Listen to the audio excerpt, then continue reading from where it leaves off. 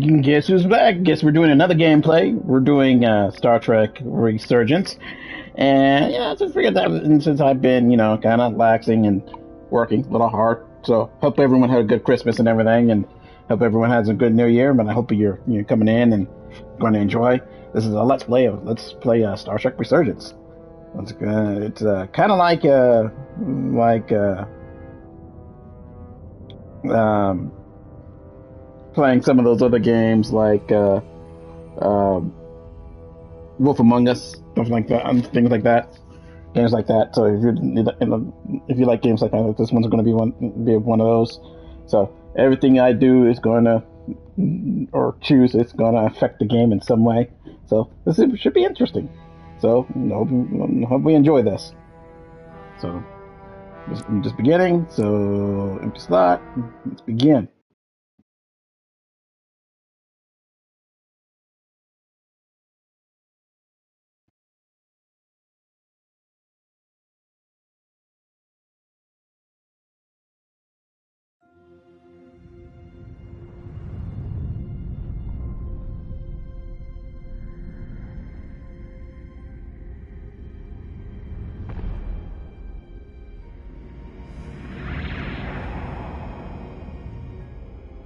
Captain's log, stardate 57931.4.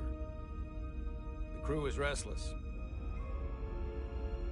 After spending too many months piecing our ship back together, we're finally about to venture out on a new mission.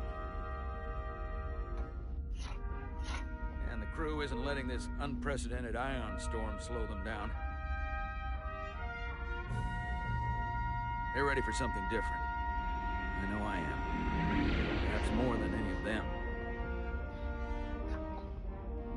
Fortunately, nothing ever stays the same. It's entropy, the nature of the universe. Change is inevitable. And while entropy says order gives way to chaos, in this case, change is good.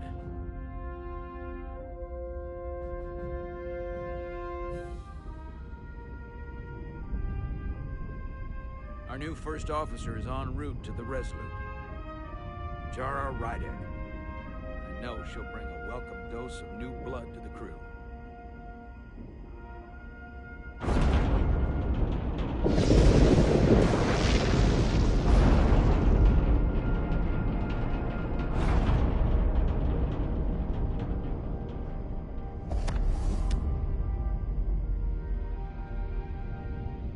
Thanks. No problem.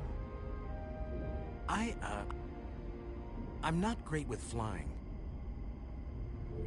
But these little shuttles are the worst.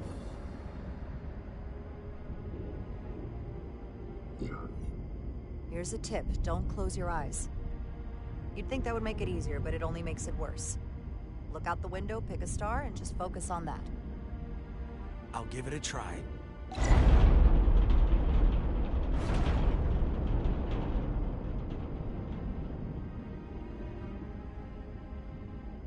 Sorry, I'm a little anxious. I hadn't noticed. I'm on my way to my first assignment. When we get to the starbase, I'm transferring on to the Resolute. So am I. It won't be easy for Jara to step in at the 11th hour like this. But if she's half the officer I knew she could become when she was a cadet at Starfleet Academy, she'll be the XO this ship needs right now.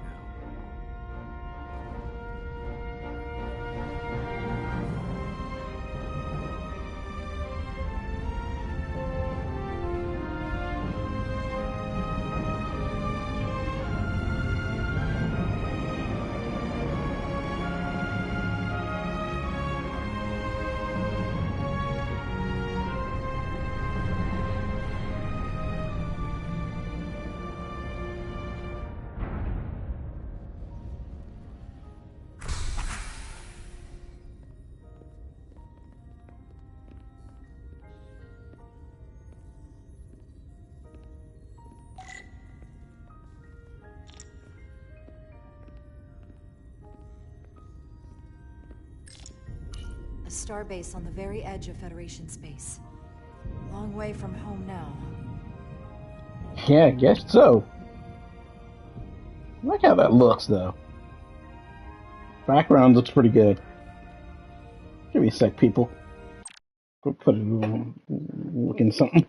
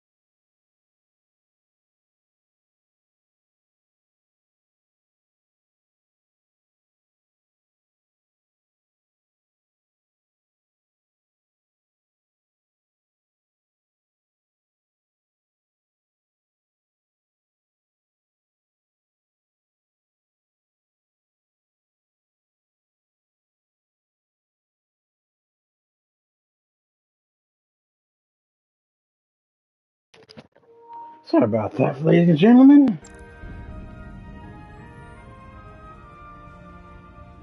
Uh, Having some Commander? technical difficulty. Think I I'm got not it. usually such a nervous wreck, by the way. I actually did well at the academy. Oh, yeah? Maybe you've heard of the Torvalin test? Sounds familiar. It's a tactical simulator that makes the Kobayashi Maru look like a picnic on Pintaris 5. Anyway, I finished in the top 20. Not just in my class. I mean, all time. In the history of the academy. So, there's that.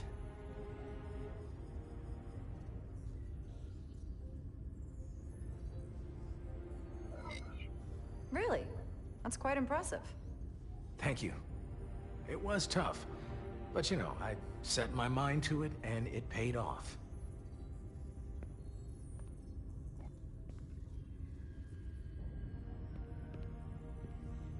Please place your hand here. Hold it there for a few seconds.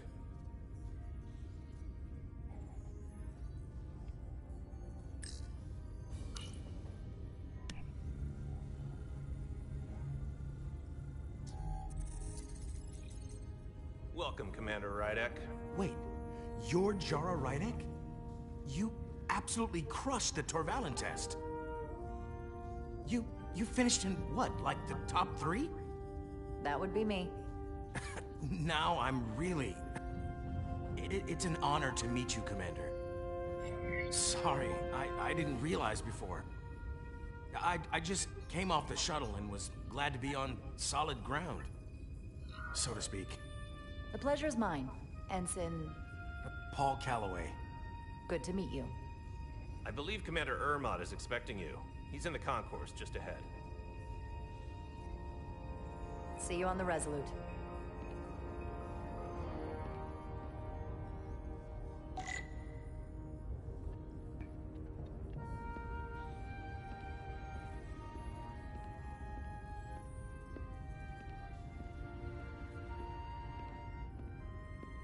Good day, Commander.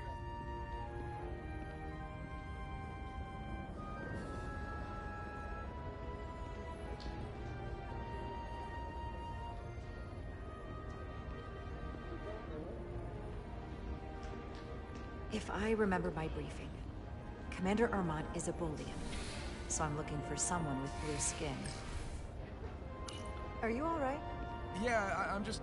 Well, I'm not sure where my departure dock is. The Resolute's gonna leave without me. Look here. The Resolute is leaving from this dock. Oh, you're right. Nerves must be getting to me.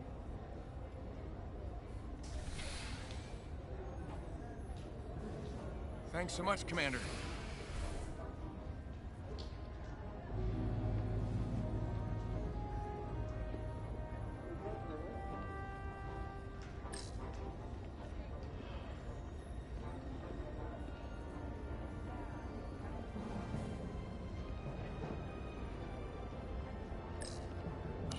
Excuse me, have you seen a Bolian around here? Yes, sir. Right back there, near the replicator. Ah, there he is. Thank you. Happy to help, Commander.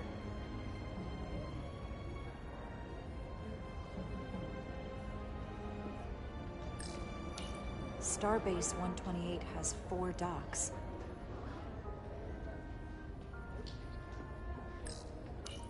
I'll replicate myself a meal once I'm on board. Excuse me.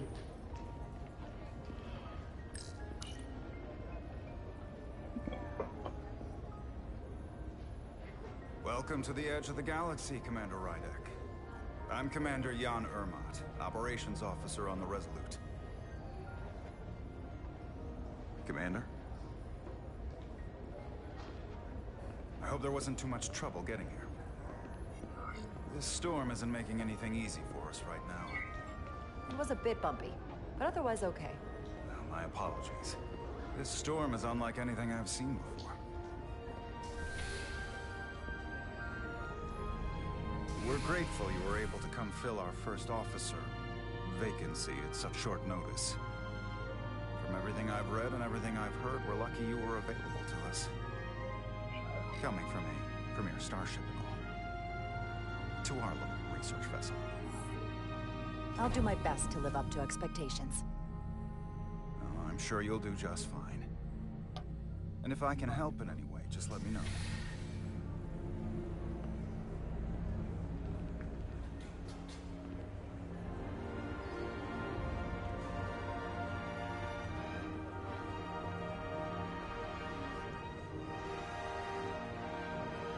The USS Resurgence. She may not look like much compared to the bigger ships, but as far as science vessels go, she can more than hold her own. And she doesn't look so bad considering 6 months ago she was nearly cracked in half, venting plasma, fighting for her life. It was an accident? The equipment malfunctioned. An accident suggests fault, but no one's to blame. It was a planned test, but the warp core was pushed beyond its limits. It destabilized the dilithium, there was a runaway reaction, and the warp bubble deformed. We thought we could reach a higher resonant frequency, but it was more than she could handle. Cost us our first officer and 22 of our crew. Yikes! At the end of the day, we're all responsible for each other. That's what it means to be a crew. I can't even begin to imagine what that must have been like for you. I'm so sorry for your loss. Thank you. It does weigh heavy. There are some things you can't forget. It's been 6 months. What's the attitude among the crew now? Unsettled. But I hope that a new mission will help them move forward. If not, move on. I would hope so. Listen. 22 lives lost? I realize you've known Captain Solano for quite some time. And I'm glad you're ready to bring your best. But I should warn you that when the captain announced you would be the new first officer, there were those who felt it was a mistake, that he should have promoted from within. So you might want to tread lightly at first. Until they come to value your contributions as much as he does. Trust is earned, and it sounds like I have my work cut out for me. But I plan on winning them over. I don't doubt that. I just figured it was better to know what you're walking into. Of course. Starfleet has assigned us a high-priority mission to the Hotari region. Okay, made a good first impression. Brief you on board. I know he's eager to see you. Will we be mission ready in time? We have every intention. The crew has been working around the clock to get the ship ready. There's still so much to do.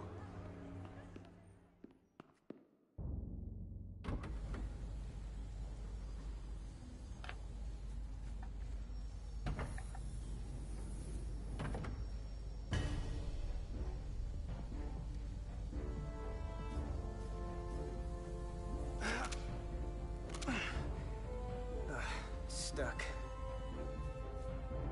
I got just the thing.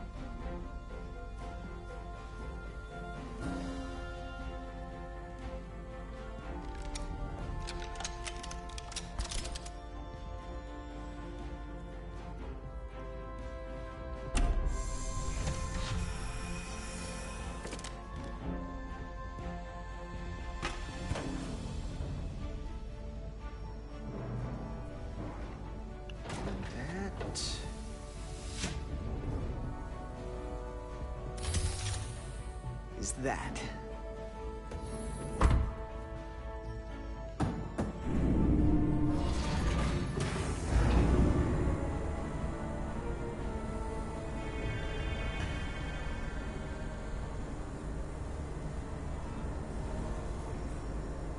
I thought the thing was totally fried.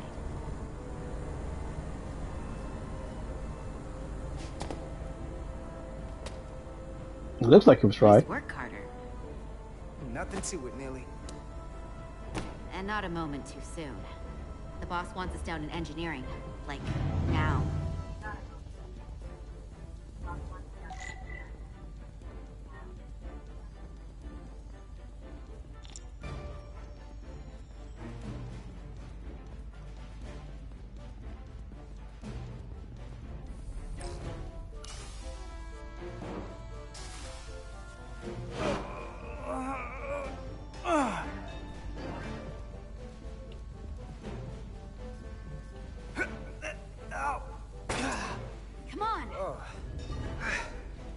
Oh, these are heavier than they look. Makes more sense than zero G. You're welcome.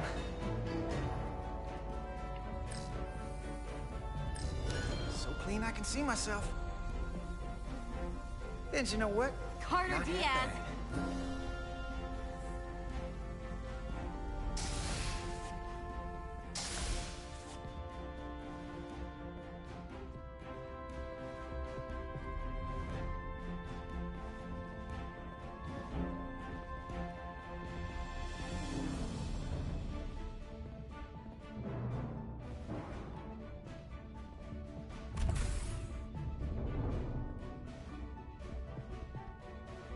Engineer. I heard the new XO just arrived. Won't be long before we get underway. I just hope whatever Chovak called us down for, it's something good. I can never tell with him. I'd rather not end up degaussing plasma manifolds. Hanging upside down makes me queasy. You and me working together, we can tackle anything he throws at us. Your optimism is positively contagious.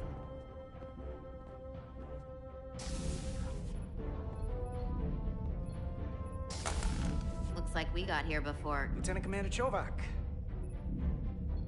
We were just looking for you, Commander. Petty Officers Ed Solar, Diaz. I was beginning to think you would be late. We are all hands on deck right now, which means if you are not at your post at the appointed time, I do not have someone to replace you.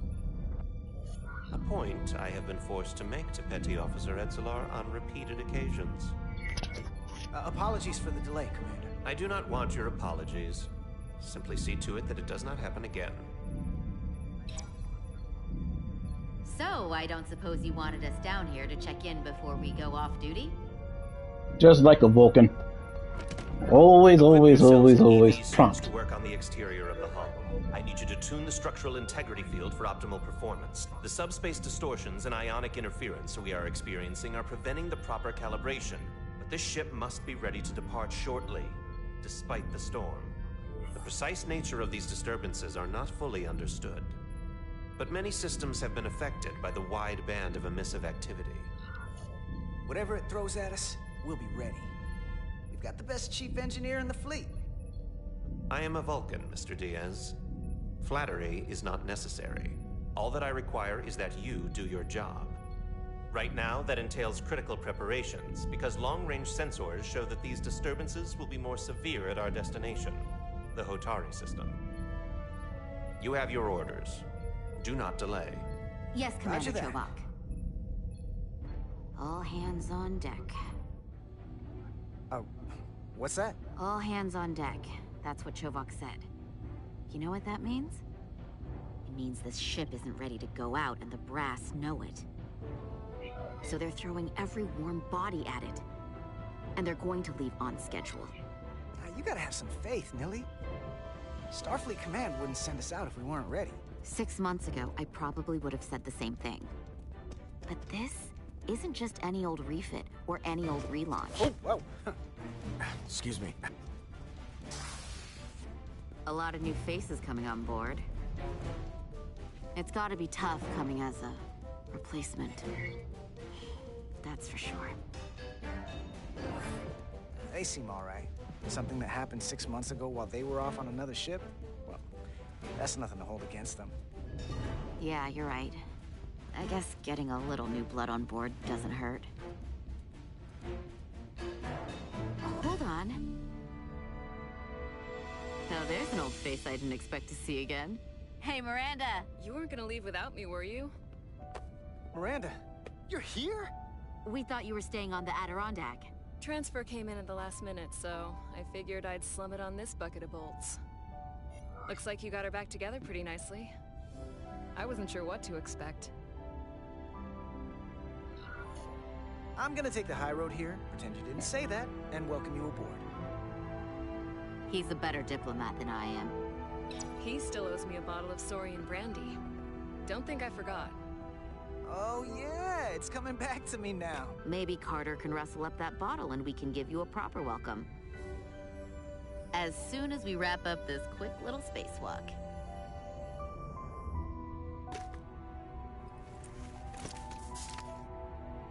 Here, let me help you. Thanks. So what's the word? Are you back in the security rotation? Yep. Still running with the usual suspects. Whoa! Good to go.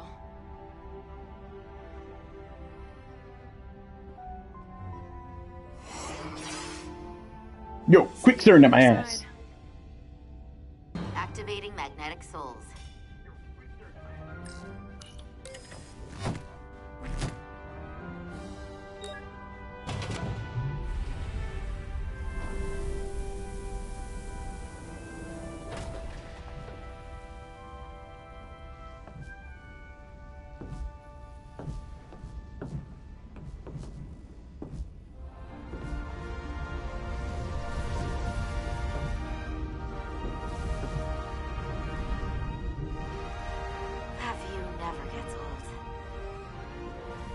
Let's go.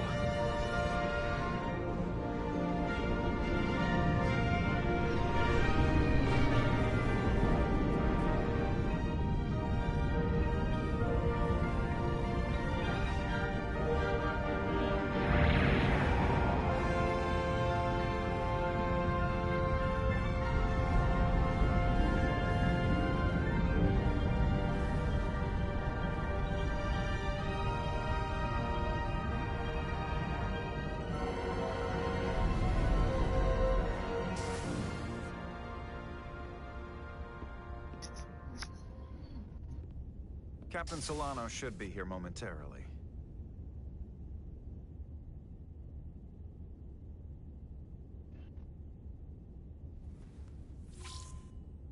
You'll have to forgive me, I don't know much about Kobleons. But my understanding is you need a steady supply of duridium to keep your cell structure stabilized, or bad things start to happen. And we have plenty of duridium in sickbay, so there's no risk of running out. Thank you. Feel free to make yourself at home. And help yourself to whatever you like from the replicator.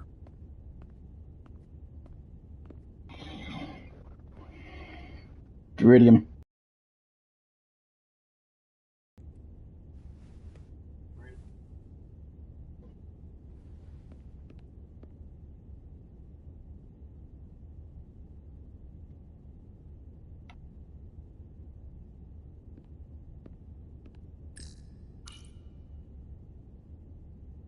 The first mineral Captain Solano ever discovered. Always was the nostalgic type.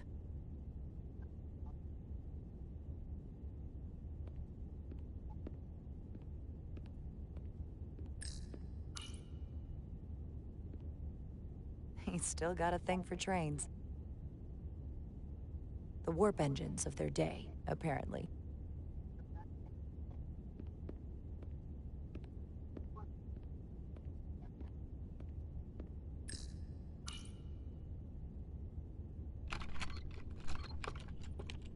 Can't wait to plot a course myself. Just a sip of something.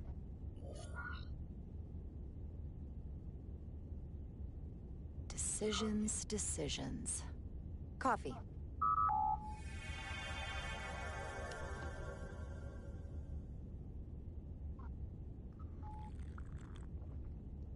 Perfect temperature. Don't know how they do it.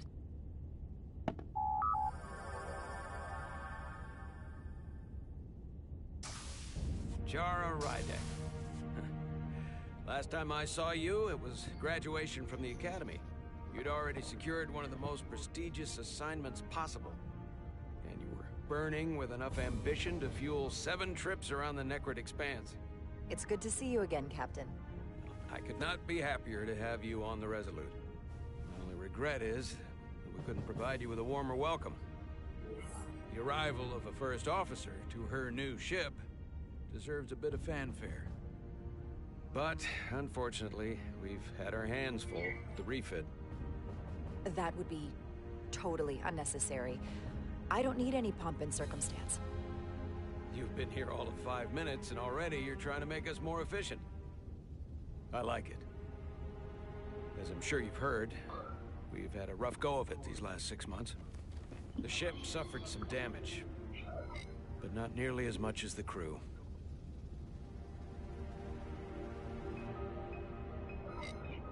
I assume you mean the accident. That's right. The tragic accident, really. We were on the verge of a major scientific breakthrough. A quantum leap forward in warp core technology. 10,000 teradynes per second.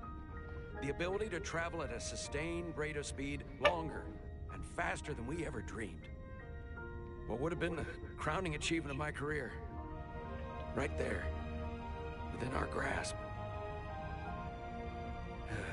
Until it all went so horribly wrong. So, chinked on his ego. Pushed her too hard, and a warp core malfunction overloaded the system, creating a pressure gradient way beyond what the ship can handle. It was heartbreaking. We lost some of our best people. As captain, I have to take full responsibility. It was my decision to make, and I have to live with the consequences.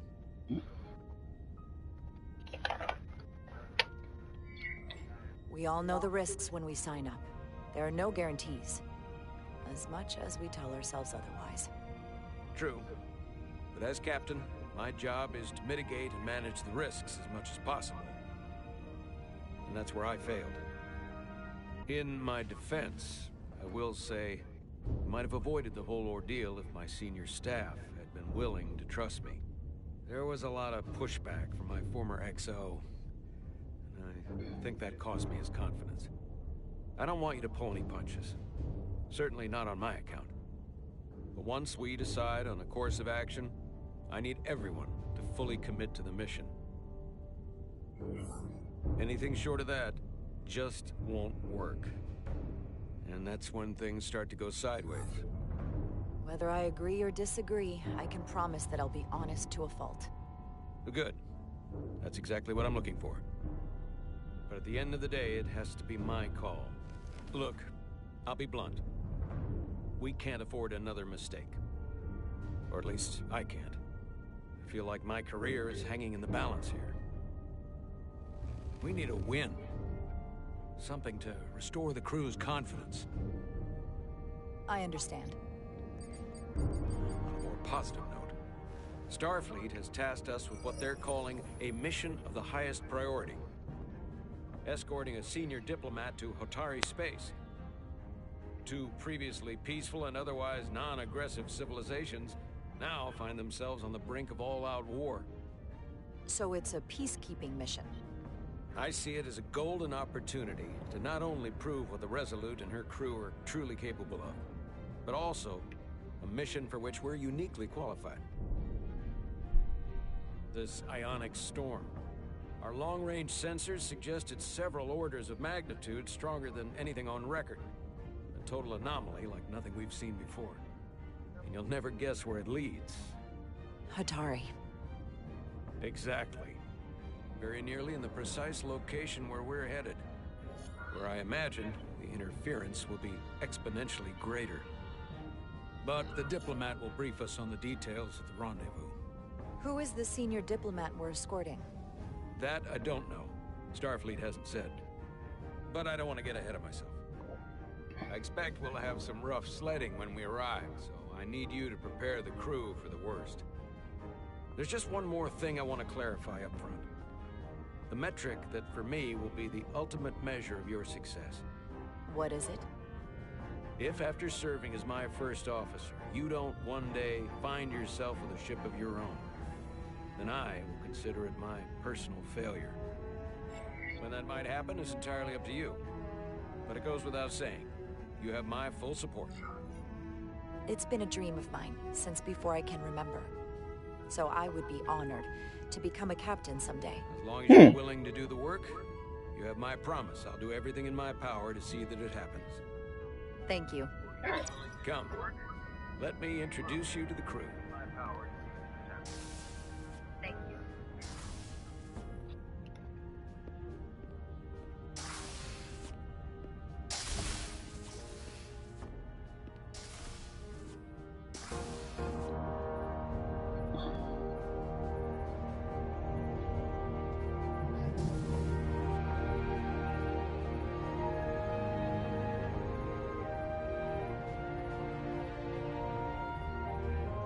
Everyone, if I could have your attention for a moment. I'd like to introduce Commander Jara Rydek, our new first officer. Some quick introductions. This is Lieutenant Handar, our helmsman, one of the best in the business. One of? Well, what he lacks in humility, he more than makes up for in ability. A pleasure to meet you, Commander. Likewise. Next, we have Commander Westbrook, our Chief Science Officer. I've come to rely on his expert counsel on a regular basis. Pleasure. Commander Rydek, it is such an honor to meet you. This is our tactical officer, Lieutenant Bedrosian, who's been looking forward to meeting you for about as long as I can remember. I've been following your career for quite some time, and I look forward to learning as much as I can from you. If anything, the honor is mine. Well, I have to admit, one of the reasons I've followed your career is because you're part Kobliad, because of what you've overcome. Starfleet stands up for people who can't defend themselves, and you were one of those people once. But since then, you've done so much to protect others who need it. I really admire that. So, you've been something of an inspiration to me. Not that I've done anything close to what you've done, but you definitely set a standard to strive for. That's very kind of you to say, but enough about me. We have a lot of work to do. Oh, yes, of course. And then, of course, you've already met Commander Ermont. Please, do everything you can to make Commander Rydek feel at home here. I'll be on the starbase. I have an urgent meeting with the starbase commander to get our authorization to get underway. If they drag their feet any longer, we won't make our rendezvous. The bridge is yours.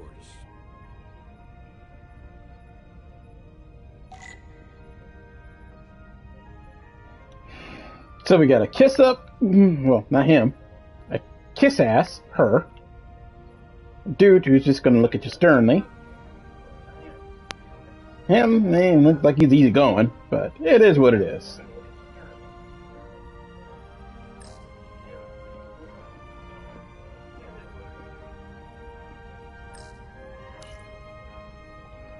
Impressive range of view.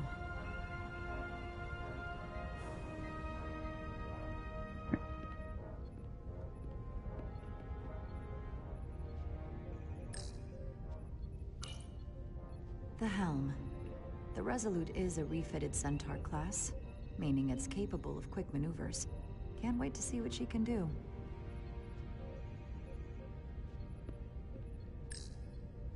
Operations. Staffing, supplies. There's a lot to keep track of on a starship. Good thing we have Commander Ermont.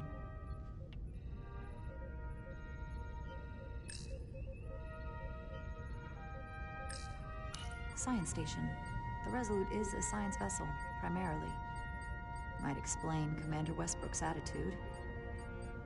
I'll have to speak with him later.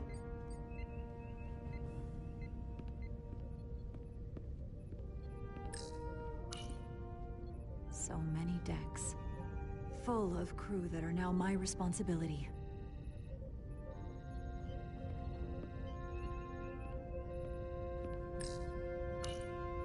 Communications. Keeps us in contact internally and with other vessels. Long live Uhura.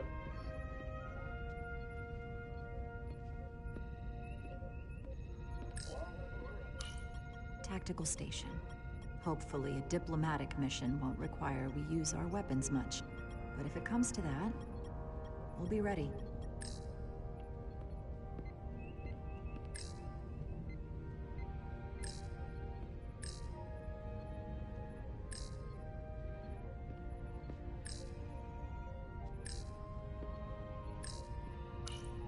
The first officer seat. My seat. Right now, though, I need to fill in for Captain Solano.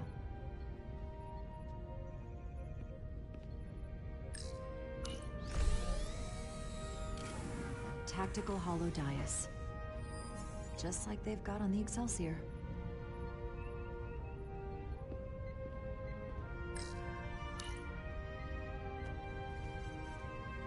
Commander, Chief Engineer Chovak needs to lower the structural integrity field.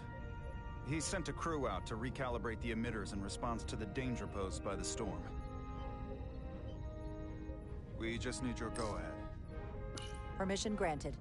Lowering structural integrity field, now. Entering maintenance mode. Condition blue.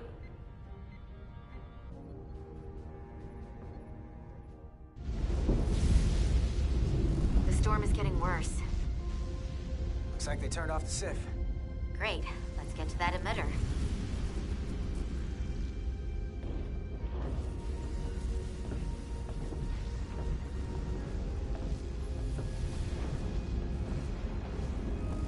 Every time we're out here, I half expect to see her in pieces again. She's still got some scars on her. It adds character. When I joined Starfleet, all I wanted was a ride out of town. But this isn't exactly how I pictured it. On the outside of the ship? No. Sometimes it feels like we're just part of the machinery. Don't you want more than that? I mean, Starfleet is noble and all, but it's still a machine. A massive, massive machine. I am more than that. And so are you. You wanted to get away. I enlisted because I didn't want to wait years just to get out and see the galaxy. I wanted to go somewhere. See new worlds. Look up at a sky no one's ever seen before. Just because I'm cranking a hyperspanner up in a Jeffries tube today doesn't mean that's all I'll ever be.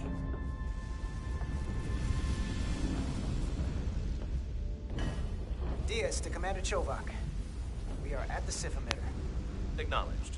You may proceed with the recalibration.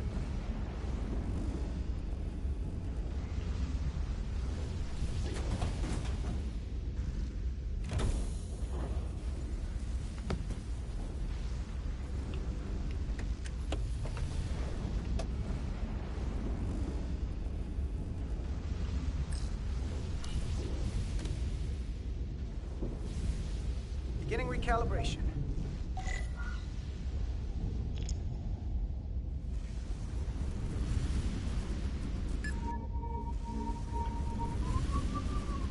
Careful. Too much action and harmonics will deflect the alignment.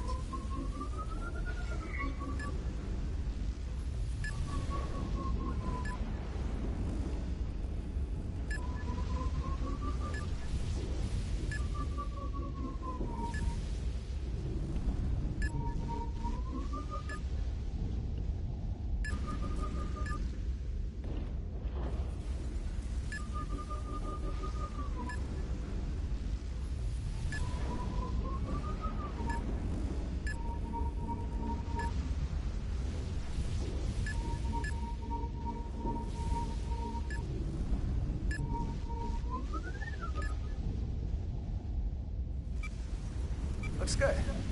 That wasn't so hard.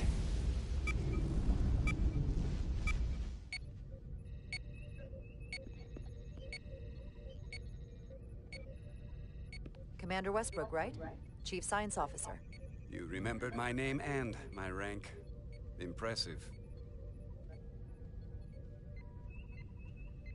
Yes, I am the Chief Science Officer, and I have the dubious honor of being the most senior officer on this bridge. I know this ship inside and out. Better than just about anyone. What a very impressive list of credentials. This is a research and discovery ship, first and foremost. Now with a former tactical officer as its new first officer. I'm curious, though. A Kobliad, or half in your case, is an odd choice for first officer, given your vulnerable condition and all. But if, as an example, we found ourselves in a hostile situation, and you were suddenly incapacitated because you needed an infusion, what would happen then?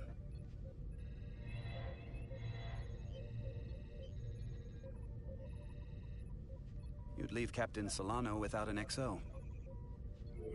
Granted, that would be a worst-case scenario, but not outside the realm of possibility.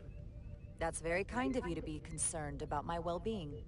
But you don't need to trouble yourself on my account. I'll be fine.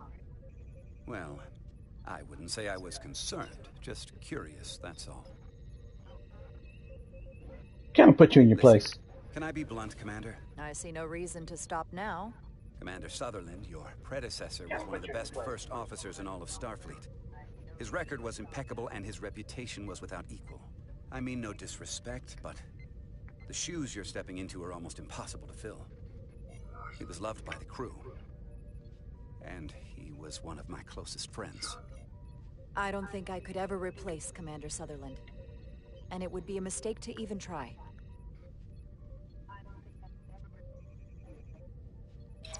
Seeing as Captain Solano is on the starbase, let me give you an update on this ion storm we're flying into. It's unusual, unlike anything I've ever seen. At the moment, I can't tell you if the Resolute will shrug it off or if we're putting ourselves at risk. However, if we learn more about its patterns, its nature, we can come up with a scientific countermeasure. Just a moment.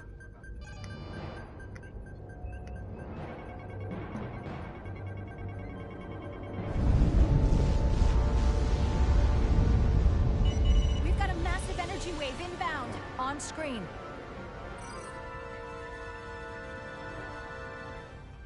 Tracing its trajectory. Starbase docking clamps are holding. The storm's emissions are fluctuating, coming in waves. And if my projections are right, we're about to get hit by a wideband burst of ionic energy. Like a tsunami. Yikes! I'm reading power abnormalities all over the ship. Estimate. Red alert. Aye.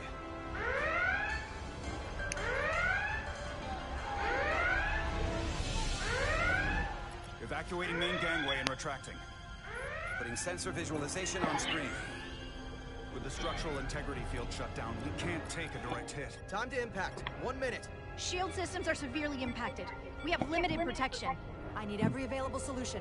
What are our options? We can weaken the impact of the storm with a deflector pulse. There's a better way. I'm sending all auxiliary power to the deflector dish. Send the aux power to the shields. We can't reactivate the entire shield bubble, but it's a directional threat. So we can orient all we have towards the wave. You have to believe me. We only get one shot at this. We can't afford to get it wrong. That's right, which is why we need to send power to our shields. Bedrosian, get those shields up. Rerouting power to shields. Stand by. I need a heading. We've only got one shot. Understood. On my command.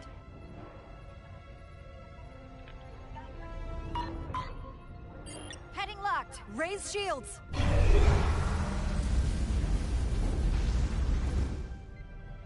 This is it! All hands, brace for impact.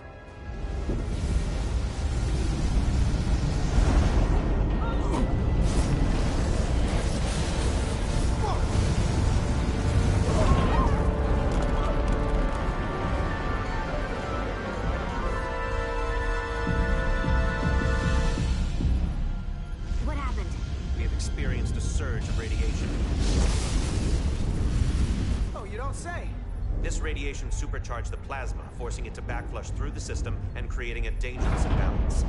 Blow out every primary system on the ship. Just tell us where you need us. I need you to traverse the hull to the access port to recalibrate the port nacelle plasma regulator.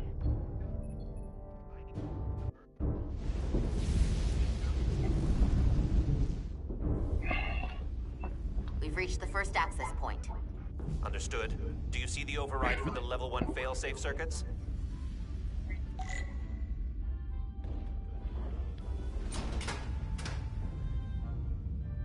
Affirmative. Engage the override. It should allow us to stop the EPS flow to the warp engine without triggering an automatic core shutdown.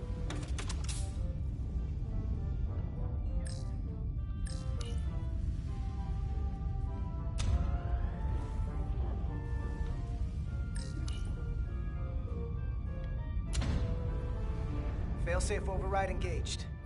Are you sure? I am registering some crosstalk in the bypass circuit. We need to route the signals so they don't interfere with each other.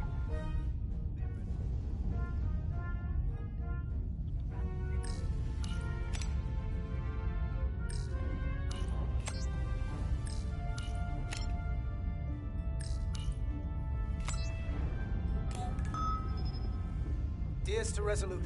The failsafes are temporarily disabled. Moving on to the EPS regulator. Heads up, Carter. What is that? One of the discharges coalesced. It's coming right toward us. I'm gonna try to disrupt it with my phaser.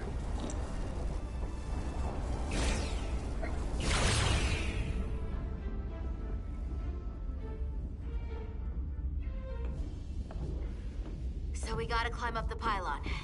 Not that there's really an up, but, you know.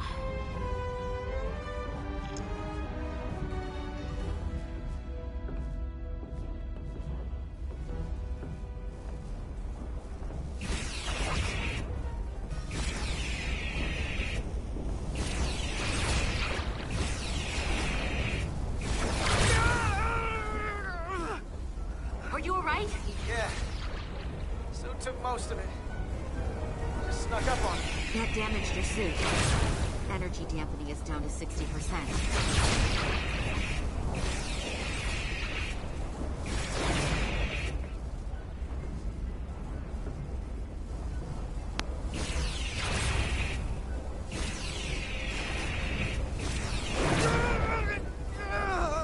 Carter! That hurt. Do not get hit again.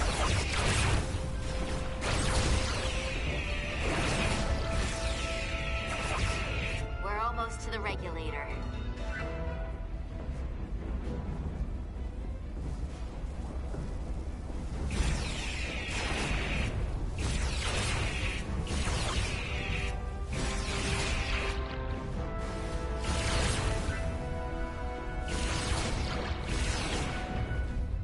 We're at the regulator. Opening the access panel. And now halting the EPS flow to the port nacelle. We have little time before it causes an overload in the engine. You must work efficiently.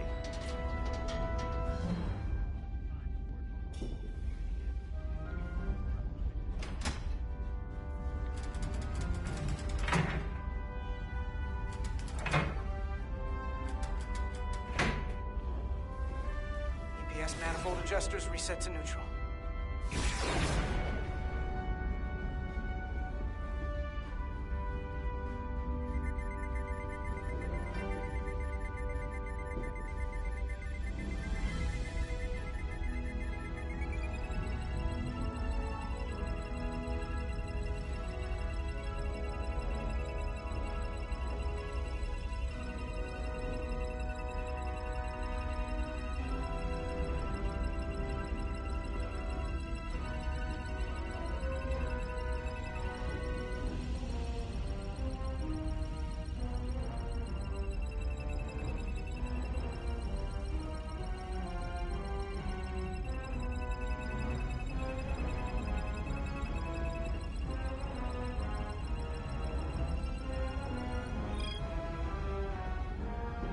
EPS lines to the port warp engine are back in balance.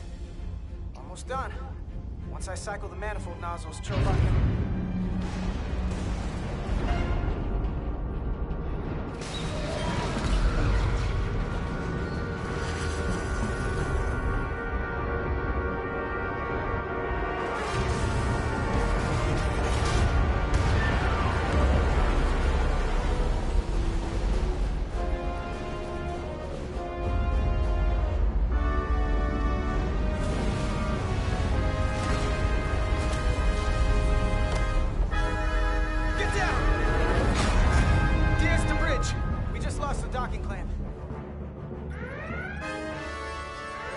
Got a lot of debris coming down. All vibrations, too. We can't finish the EPS regulation in these conditions. Please advise. We have to release the ship from that other docking clamp or the hull will be ripped apart. There's a problem. The clamps are supposed to disengage automatically in an emergency, but it's not working. Not working. What are our options? The docking clamps are fitted with exploding bolts for an emergency release. We've got crew out there. That'd be like setting off a bomb next to them. Maybe there's another way. Starbase is hailing us. Put him through. Resolute, the remaining mooring arm is failing. You need to disengage from the starbase now. The damage to the station will be catastrophic. The docking clamp isn't functioning. We're exploring our options. The option is to detonate the emergency release. Commander, hear me out. Reverse the polarity of the hull, which theoretically will repel the docking clamps. And repel the engineering crew right off the hull into the storm. This is Captain Solano. Put me on screen. Go ahead. Captain, we have a situation. Commander, what are you doing? Blow the bolts on the docking clamp. The captain doesn't know the whole story. I'm giving you an order. Jara? Captain, you brought me here because you trusted me. Can you trust me now? You better be sure you make the right decision. The captain made himself quite clear. They're gonna get hammered with debris out there. Reverse the polarity. There is protocol. And there are lives. Starbase, stand by. We're gonna flip hull polarity to disengage the clamps. Yes, Commander.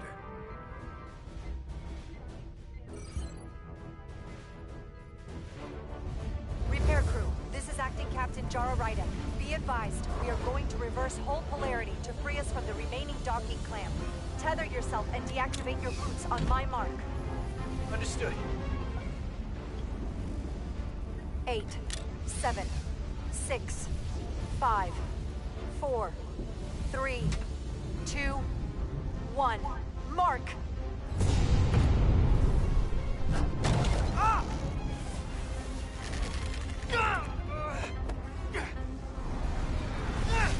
Grab my hand!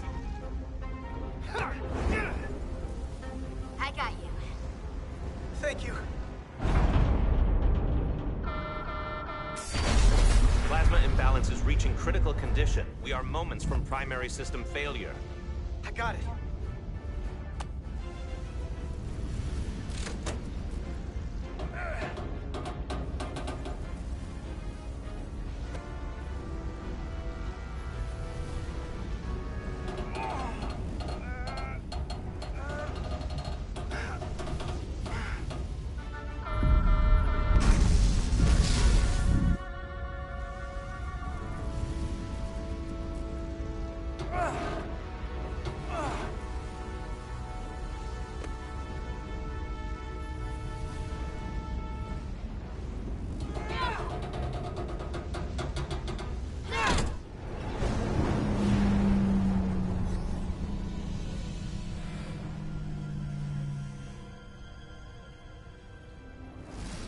Nice work, team.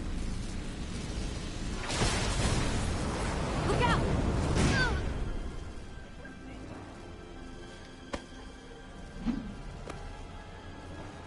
I got you. Petty Officer Edselar's hurt and unconscious. I'm gonna have to tow her back to the airlock. Mr. Diaz, the situation has changed, and you are at risk of triggering a substantial electromagnetic arc if you approach the main hull the way you came. But Commander, the way we came is the nearest airlock. There's an auxiliary hatch near you on the far end of the pylon.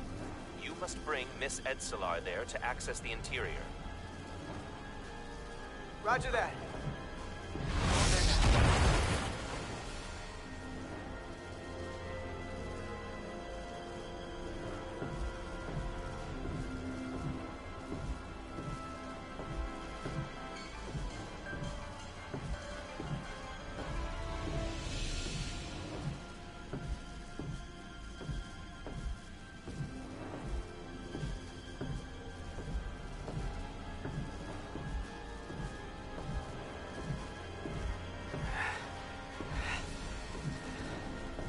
I'm at the auxiliary hatch.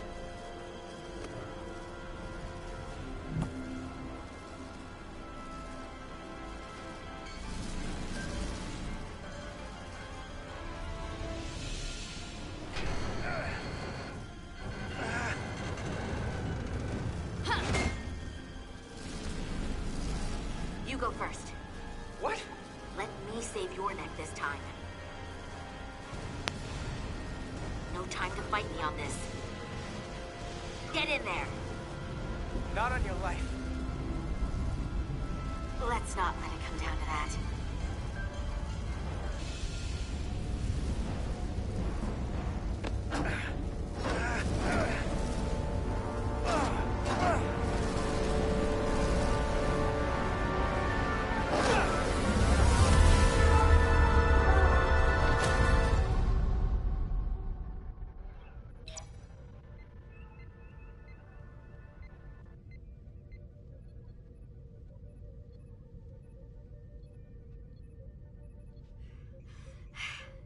We made it.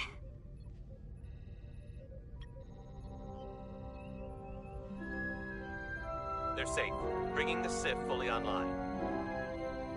Do it.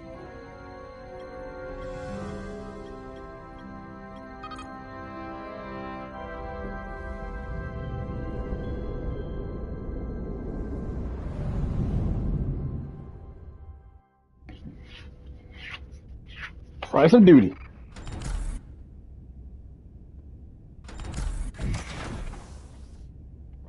Nilly. I'm good. Help me with him.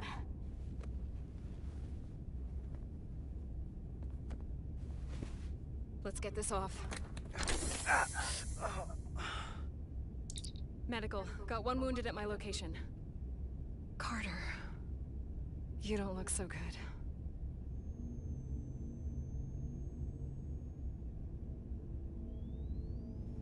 You gotta be more careful. I just got here. I'm not ready to see you two get blown to space dust just yet. Now let's get you down to sickbay. Great.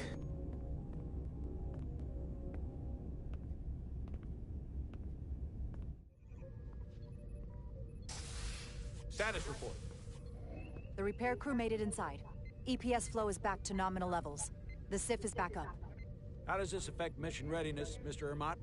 Releasing the docking clamps using hull polarity minimized damage to the Resolute.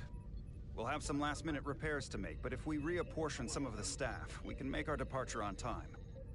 As of now, however, we are successfully moored to the station. Commander Rydek, with me.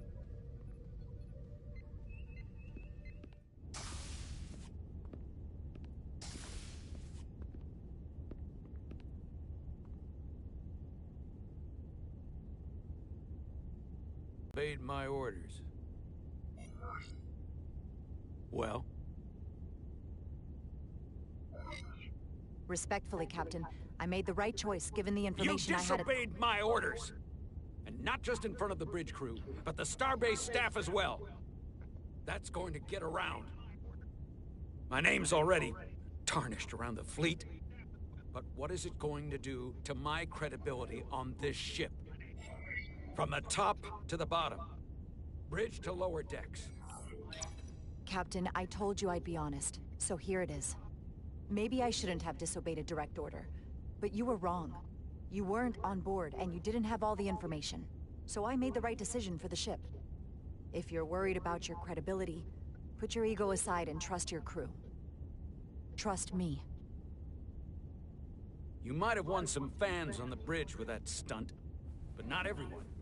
Lieutenant Commander Chovak has already bent my ear. I'm sure he doesn't take it personally. He'll get over it in time. Mr. Chovak is more complicated than he would want to admit. I guess we all are. And, if I'm being honest, I'm not sure what I would have done in the moment either. You never really know if you weren't in those shoes.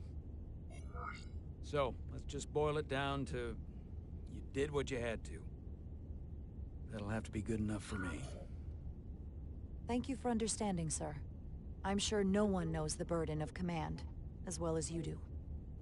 I'm sure you will, someday. Despite it all, we got our final Starfleet clearance to depart. So if you'll fetch Mr. Ermot, we'll knock out the final details of any outstanding repairs, and we'll set out for Hatari. Yes, sir.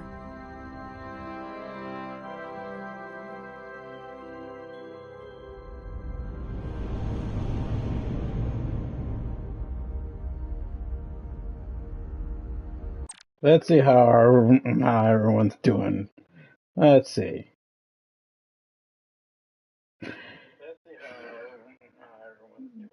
Fury over having orders defied was compounded by Jar's continued rebellious attitude and stubborn opposition to his leadership, leaving him questioning his choice of first officer. Meh.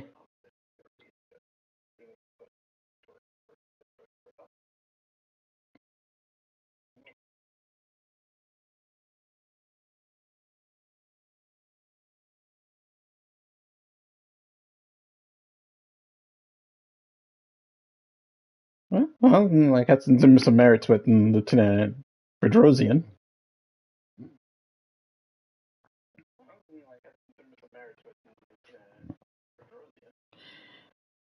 And Rosbrook was impressed by Jara's leadership skills when Starbase ordered her to disengage the docking clamps.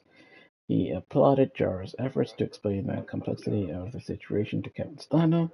Ultimately, he was thankful that when Jara defied Captain Solano's orders and made her own command decision in the moment.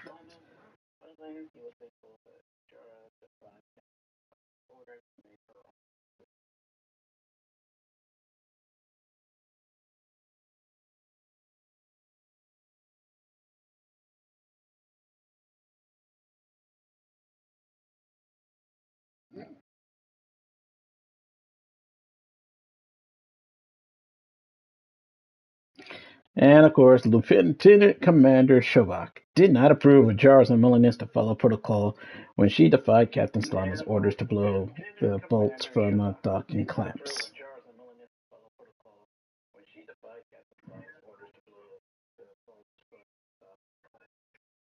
Lieutenant Bedrosian's a kiss ass to Mike and to the commander. Lieutenant Commander Shovak is a kiss ass to the captain.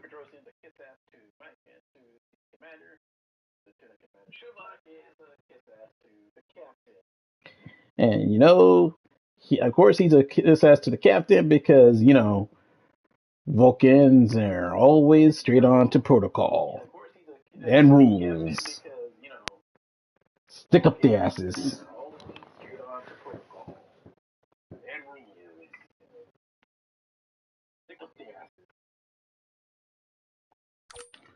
What's going on with Carter? Angela was grateful when Carter put her safety ahead of his own on one hole. Encourage Carter's swarm for reception when she first arrived. Blah, blah, blah, blah.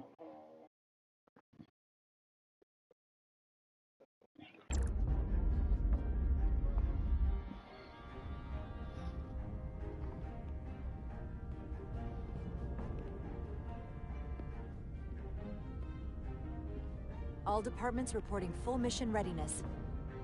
We've got our full complement on board. This is my favorite moment, right now. The start of a new mission is always full of possibility. The Orion Syndicate could sell it as a drug. Don't let the Admiralty hear you say that.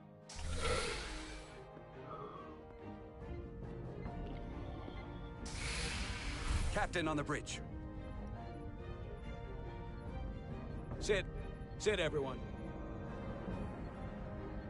You all know, I'm not big on speeches. We're embarking on the first mission since our refit. Let's make it a good one. Disengage docking clamps.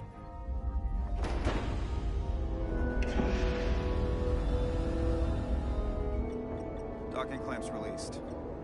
Thrusters ahead, Mr. Handar.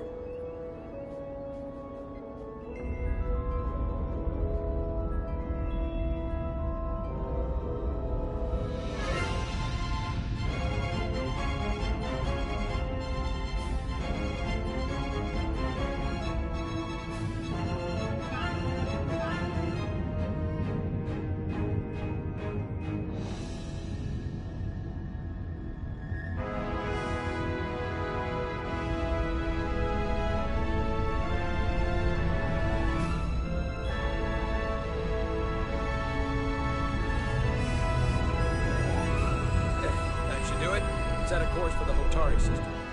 Prepare to go to Warp 8. Hi, Captain. You know what? You take this one. Me?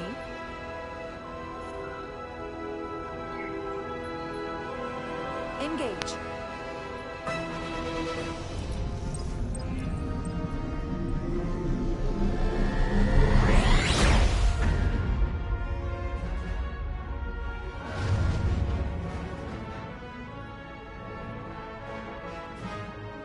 Simple, but effective.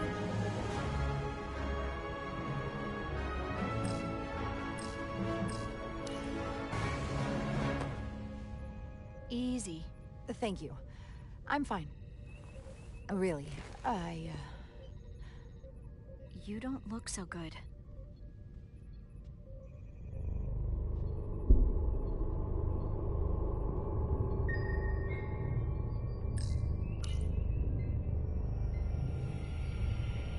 I have to get to sickbay.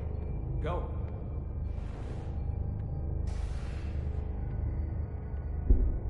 Commander, help me get her inside!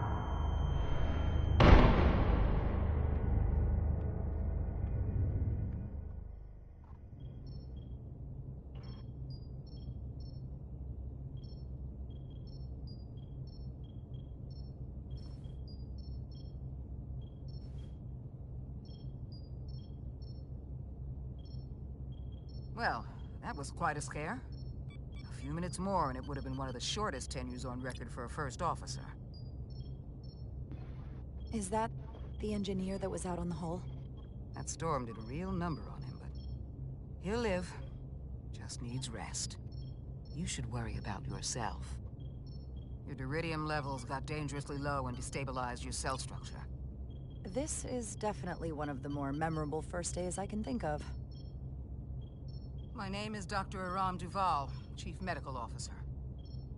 To be honest, I've never met a Kobliad before. You're... rare. I know. I was going to say special. Your people's numbers have dwindled, despite the Federation's efforts to find a more readily available alternative to the deridium you need to survive. Yet you joined Starfleet, and managed to thrive. I imagine the responsibility must be overwhelming. Maybe even a burden at times.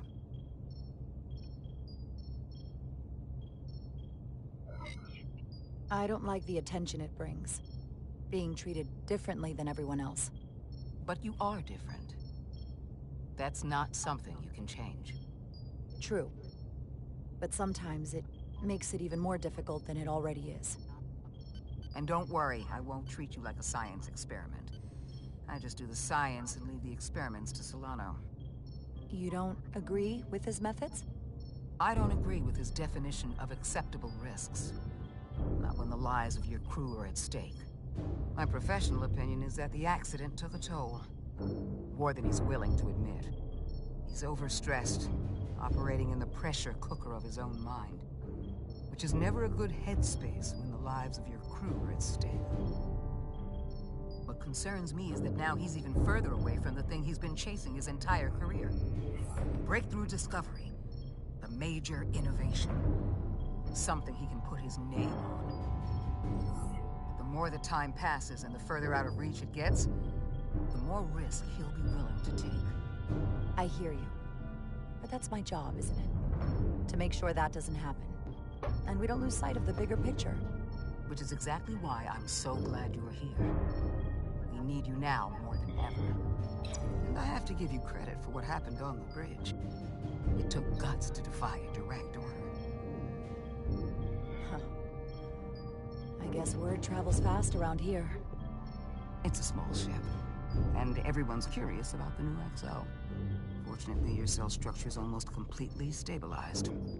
And I'll spare us both the lecture, but I do feel it's my responsibility to remind you, without regular infusions of deridium, you will not live. It's as simple as that. Understood. Then, my work here is done.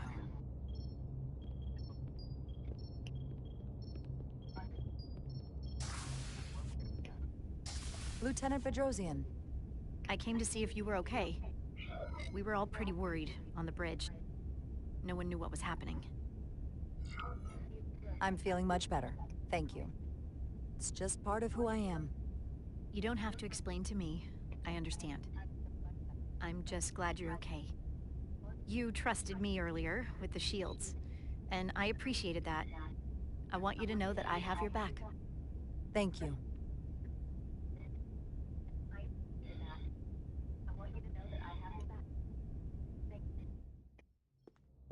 Now, Carter, the emissions that gave you that burn are quite unusual, like everything else that goes with this storm. That's a combination of hyronolin and lectrazine to counter the radiation effects. That should help speed your healing.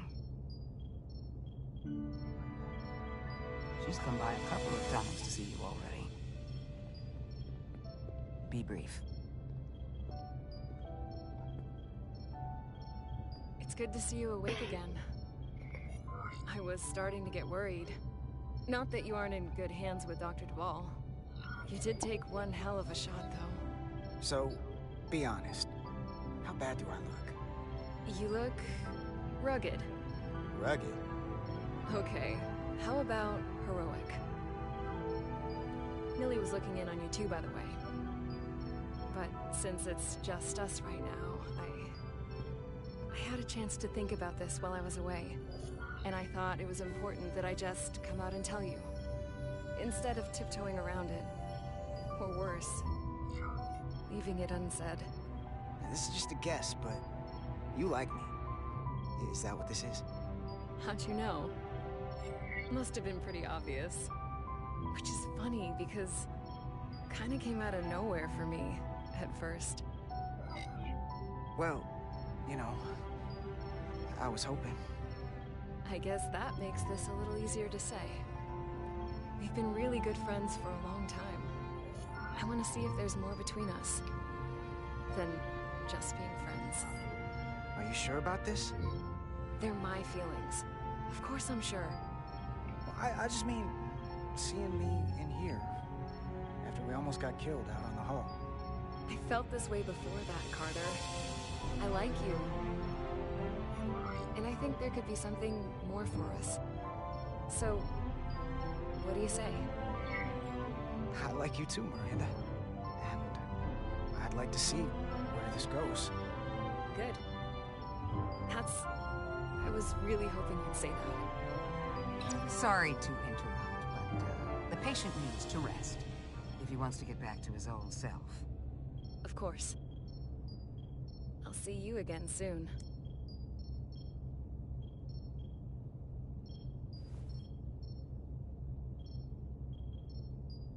Carter is a player.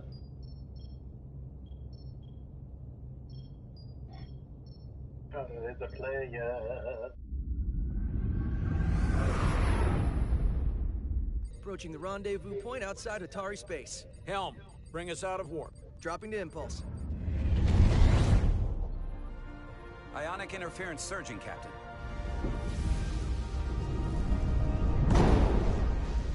Shield integrity holding. We can take it. We are at the correct coordinates to meet the shuttle. Commander Rydek, find us our diplomat, if you will. Aye, Captain. Let's reduce the noise. Filter out environmental signals. I can manually tune what's left for Federation signal types.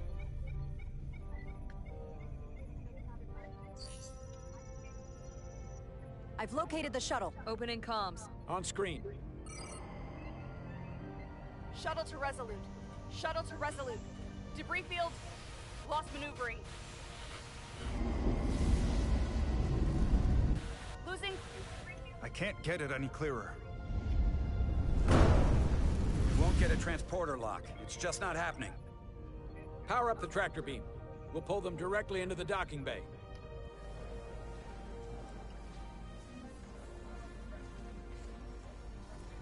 Diaz, you good to run the tractor emitter?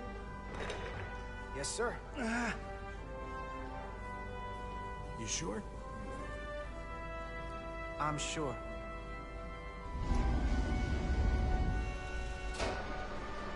Come on, Diaz. First thing, lock onto the shuttle and stabilize the rotation.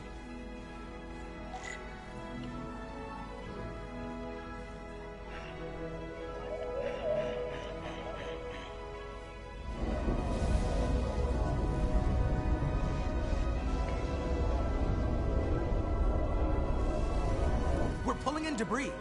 I'm on it.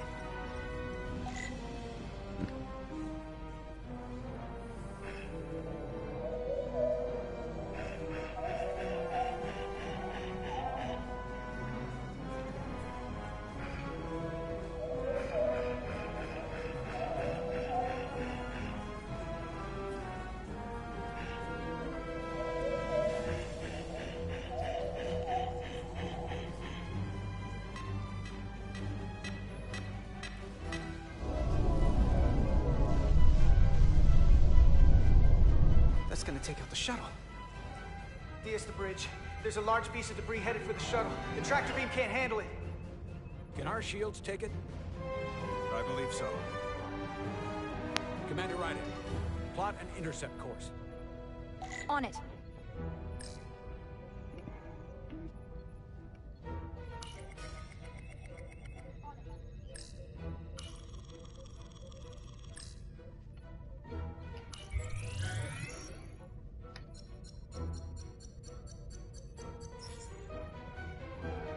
Here we go.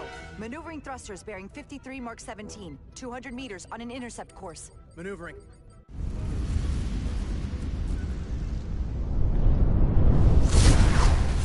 Got it. Whoa! Someone's working hard on the bridge.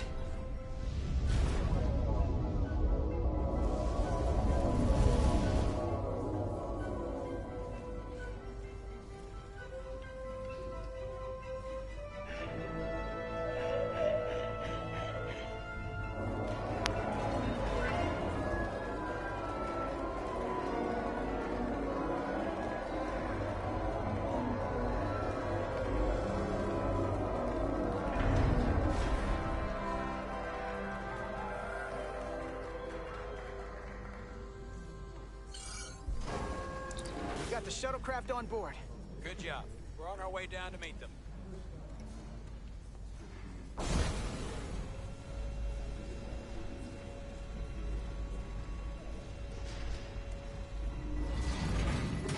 Terra firma, so to speak.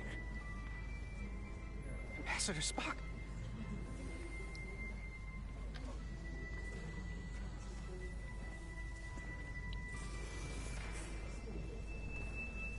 The captain will be right down to meet you, sir. In that case, I will wait for him here.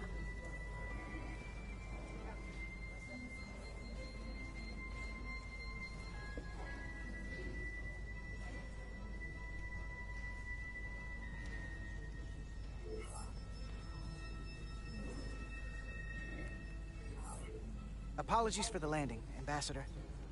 I was operating the tractor beam, sir. I take responsibility. Our arrival was the smoothest part of our journey. Your artistry with a tractor beam is commendable. We thought we were prepared for our arrival in Hotari space, but it is evident my craft was not sufficiently robust for such intense ionic activity. The storm has been pretty intense.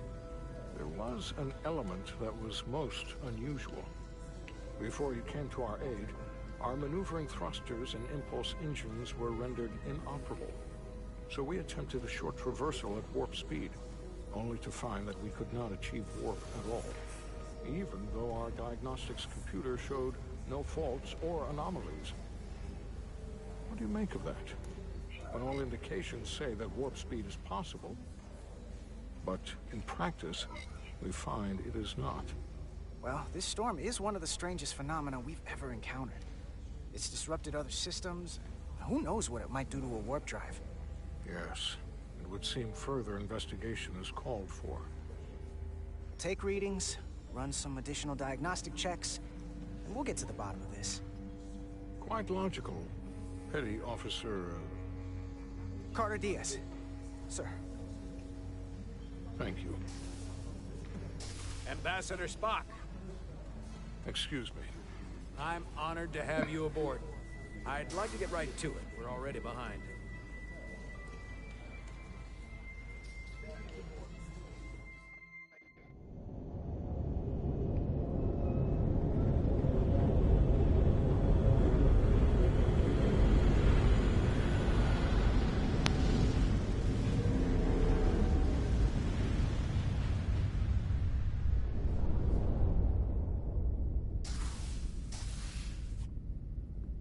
Ambassador Spock, my senior staff.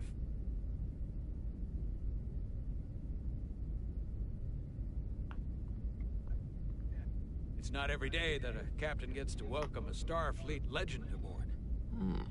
You flatter me, Captain Solano. But legend implies the past tense, whereas I am very much focused on our present circumstances. I didn't mean to suggest you were stuck in the past. You're right, Ambassador. Not the most diplomatic choice of words. The situation calls for it. True enough. We were hoping you could fill us in on the details. We got the basics from Starfleet. Two formerly peaceful neighbors are now on the brink of war.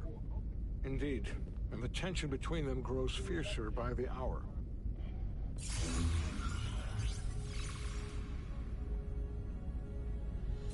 Lydia and Hotari.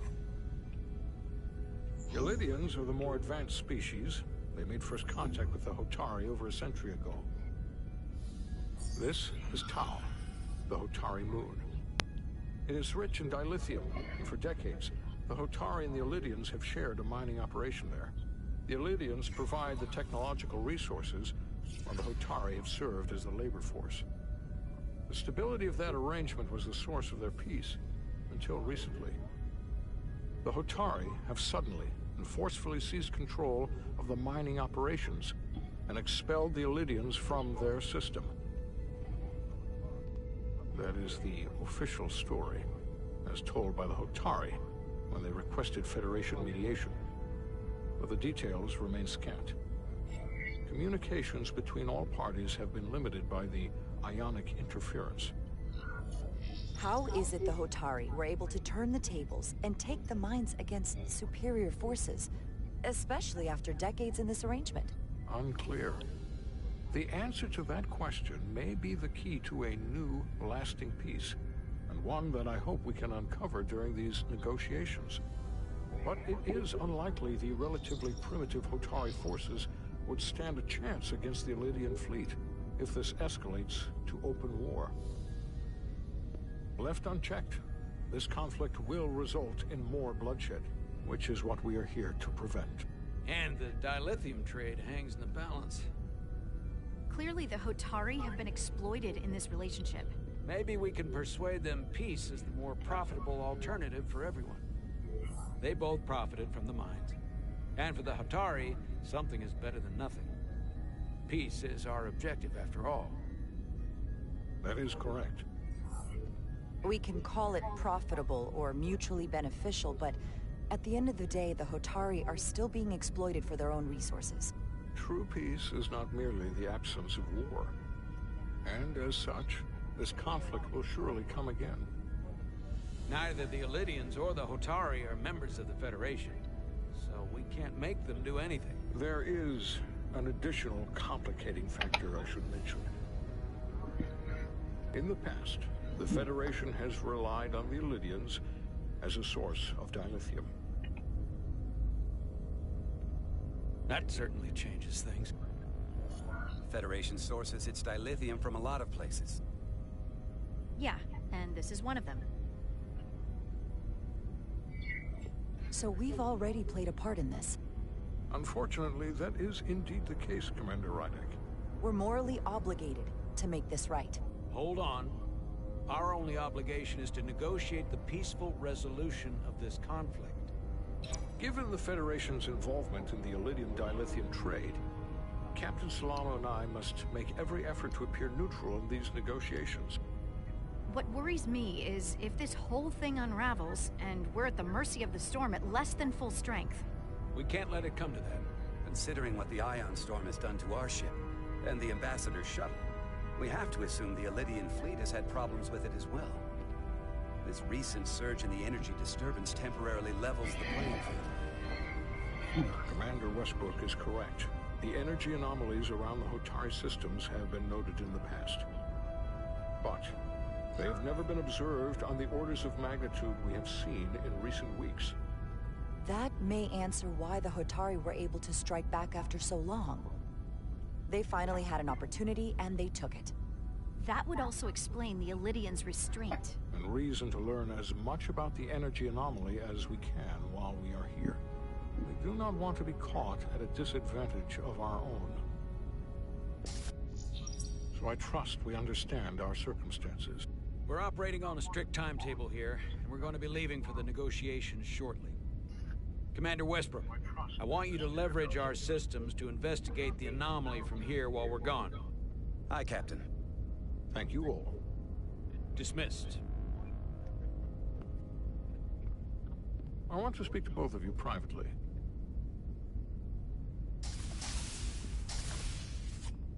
Ambassador Spock, I'd like to make a formal introduction. My first officer, Commander Jara Rydek. Commander, as you are aware, there are limits to what Captain Solano and I can do in our official capacity as representatives of the Federation. But someone in an unofficial capacity, your first officer, for example, would not be bound by those restrictions.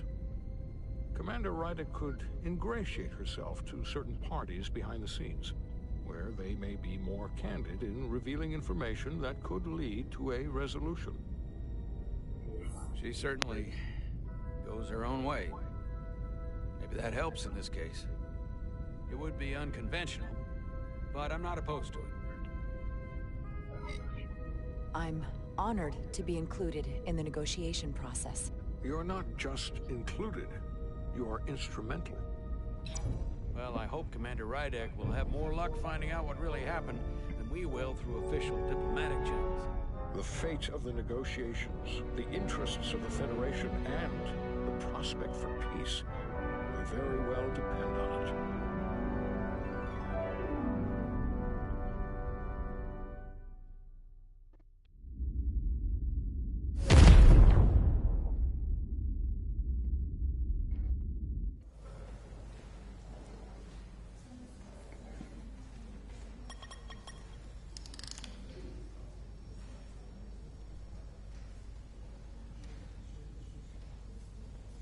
Mr. Diaz, I understand you have already discussed the warp drive failure with Ambassador Spock?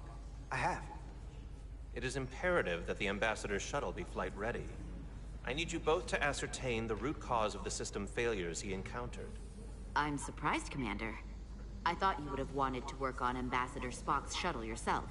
I respect the Ambassador and his many accomplishments, but I do not derive any satisfaction from interacting with his shuttle as if it were somehow transubstantiated through its association with him. Especially when I have the entirety of this starship to concern myself with. I am not the chief engineer of this shuttlecraft. The Ambassador asked me to take a look, and I'm ready to crack this thing open. Good. You could learn from Mr. Diaz's focus. I'll take notes. Then I will leave you to it. Make note of any abnormalities in your report. Carry on. It seems like he's warming up to us. Yeah. Even Chovok has to look at that face and know you've earned some real respect. And I have to admit that I owe you one. You were right to make me go first. I don't know what I was thinking. You've pulled me out of trouble how many times? Call it even. Okay. At the very least, maybe I can track down that bottle of Saurian brandy you're still on the hook for. But first, we have work to do.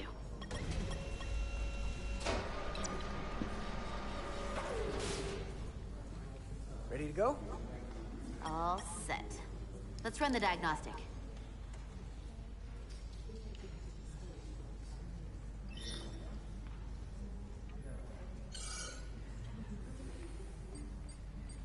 So, I know about your talk with Miranda. You do? She sent me a Priority 1 dispatch right after your conversation. I'm happy for you. Both of you. Thanks. But I'm only going to tell you this once. Don't screw this up. Because I would be very unhappy if you tried this out and then, I don't know, 6 weeks or 6 days later, I have to start splitting holidays between the two of you. All because things went south and you're not on speaking terms. You really don't believe in me, huh? It's not you. Or her. Just running the numbers, and things don't work out more often than they do. I like my friends, and I like our group. I don't want to lose that. Is that thing done? Yeah, it's wrapping up. Let's see. The relays along the primary EPS are blown. The backup relays are all intact. An EPS overload from the warp drive could cause that. But how did the shuttle end up dead in the water? Huh. Well, maybe the ship's data recorder can tell us something.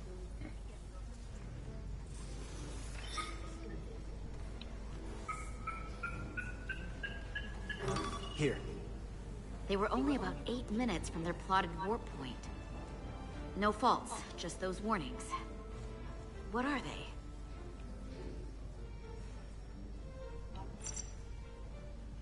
Subspace variance out of tolerance.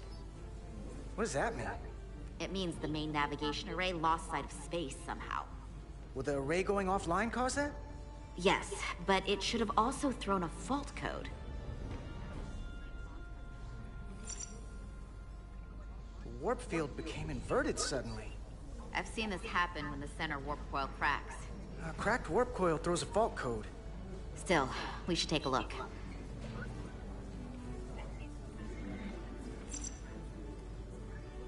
There was a complete warp cascade failure. Wow. They're lucky the shuttle didn't turn inside out. Makes me think the computer panicked on the warp field equation. Any one of these failures should have thrown a fault. If it was caused by a system failure. None of this caused the relays to blow. Roll forward to when that happened. Yes, ma'am.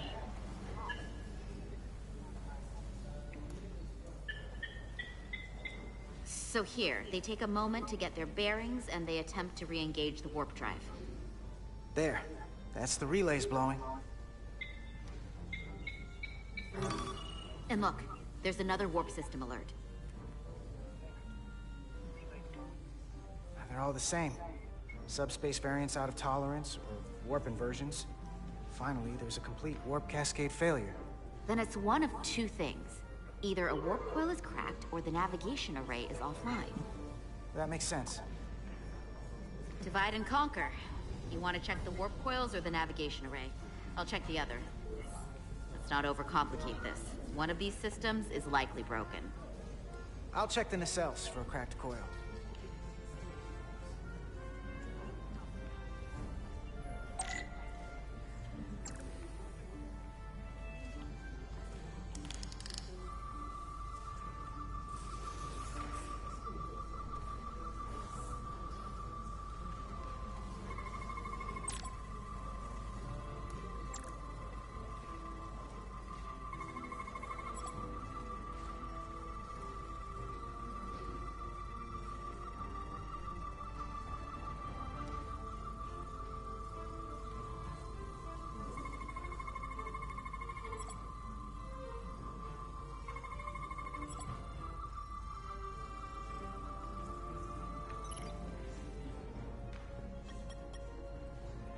I checked every coil on the port nacelle for imbalances. If any coil in either engine were cracked, I would have detected it. So, it must be the navigation array. Except it's not. Checked and double-checked. Well, the readings don't lie. Here comes the security detail for the way team.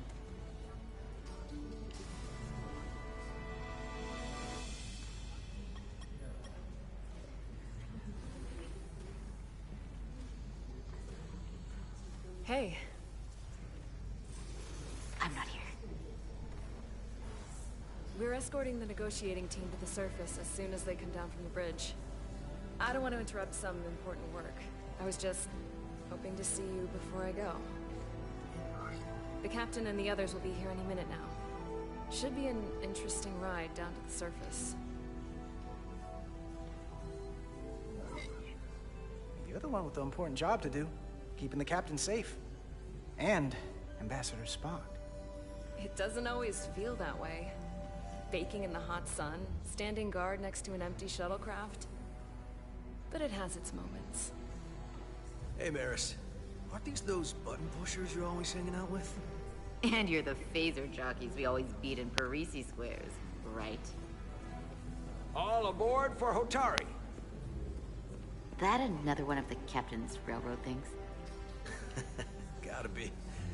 I just usually zone out by the time he gets to the whole, steam engines were the warp drives of their day part. Catch y'all later. You don't want to miss your train. I do have to go.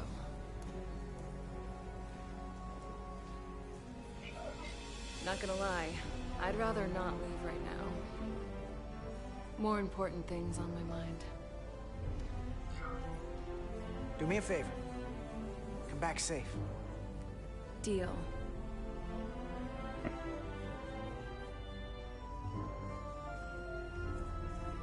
Be seeing you.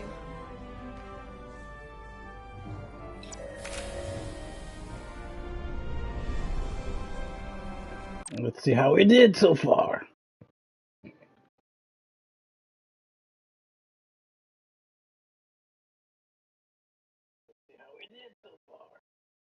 Ambassador Spot noticed Jara's keen intellect and unique insight into the dynamics of the Praetorian-Lydian conflict during the mission briefing. And Ambassador Spock also noted Jara's humility when presented with her back-channel mission.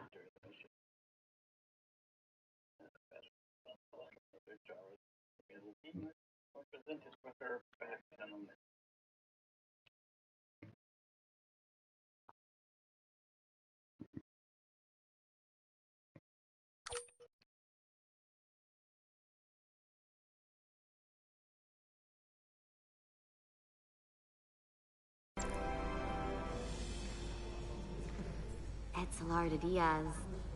If you could float back down to reality, we still have a ways to go. All right, where were we? So, the warp coils in the navigation array are fine, but the nav computer doesn't seem to think so. I'm out of ideas short of field stripping the shuttle from bow to stern. You wanna take this out of the shuttle and throw it on the bench? Oh, real hands-on maintenance. I like it. Okay, the nav computer is patched into the ship. The ship's computer can double-check our work. If the shuttle's nav computer is putting out false data, we'll know it. Let's run through the shuttle's logs again. Running now.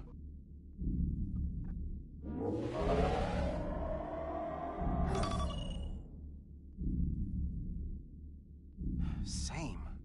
Warp field inversion and a cascade failure. However, the Resolute computer doesn't show the same subspace variance. We're in the same conditions that the shuttle was in when it failed. Why wouldn't the ship's computer get a matching result? What if the subspace variance was a momentary occurrence? That's a possibility, and it would explain why the simulation under our current sensor readings failed to reproduce the issue. But a subspace anomaly strong enough to cause a warp field collapse would leave graviton ripples for days. Let's run with the momentary subspace variance theory for now. Roll forward to the shuttle's attempt to re-engage the warp drive. We need the conditions of space around the shuttle at the moment of warp failure. Resuming simulation.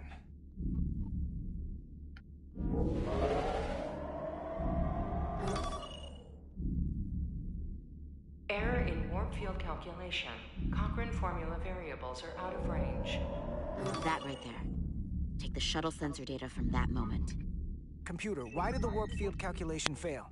Warp field pressure returned non-orthogonal. Results are undefined. That doesn't help. Wait, what if we use a different ship? Put the Resolute into the simulation instead of the shuttle. Yeah, it should warp just fine. Unless... Computer, run the simulation with the Resolute. Resolute simulated. Computer, give me manual control on the warp power. Static field intensity, warp 1.1. 1.2. 3. Warp pressure is destabilizing. Error in warp field calculation. The warp drive has experienced a system-wide cascade failure. Warp field collapsed. Subspace variance is out of tolerance. Cochrane formula results are undefined. Bingo. What-o? The same moment when the shuttle failed to warp, so did the ship. Whatever happened to the shuttle just happened to us. The Resolute will not sustain warp. We can't leave Hotari space.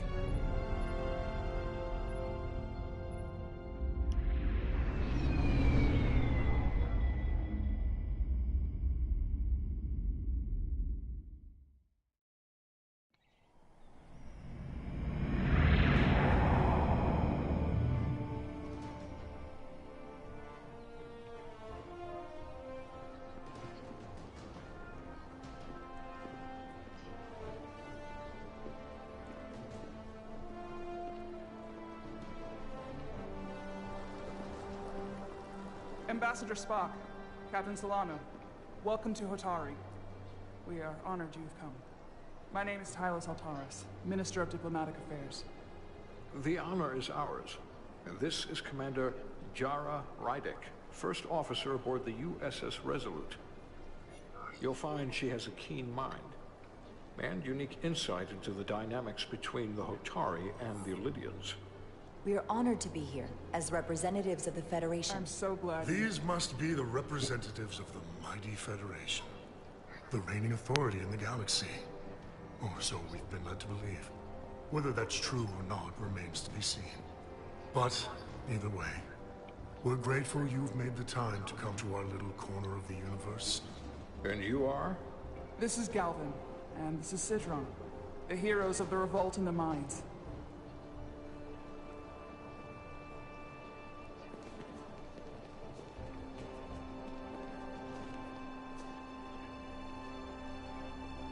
Let's hope this is the last time we ever have to come here. If you'll excuse me.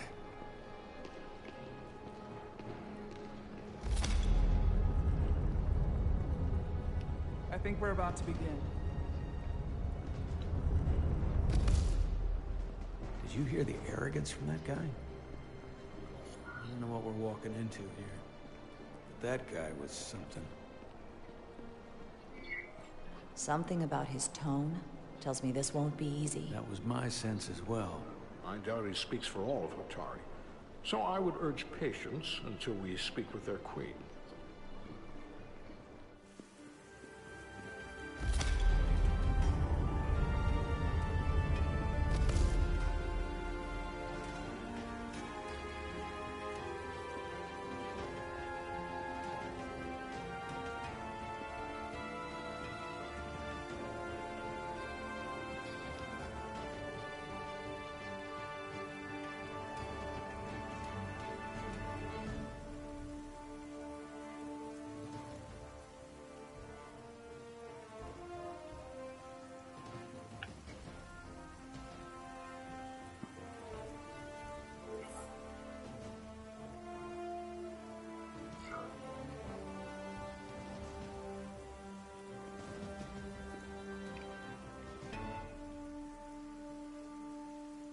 Ambassador Spock, welcome to Hotari Prime. The honor is mine, Your Majesty.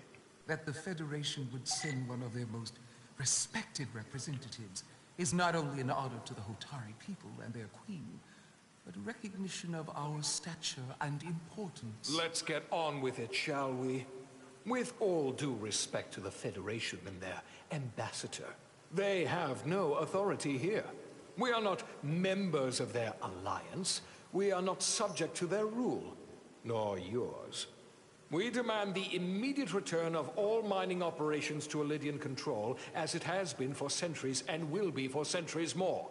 That has always been our understanding. That understanding has changed. Then you invite war! And if you cannot remain silent, you will be silenced. But his point is well taken. What is the Federation's interest in this matter? Perhaps you would have us trade one oppressor for another? The Federation remains neutral. Our only interest is the peaceful resolution of this conflict. We are here at your request, Your Majesty. For now. Saying this wouldn't be easy was an understatement. I thought they wanted us here. Was there something you wanted to say, Captain? Oh, no. My apologies. And what about the Kobliad? She's not She part can of... speak for herself, can't she? Then let her.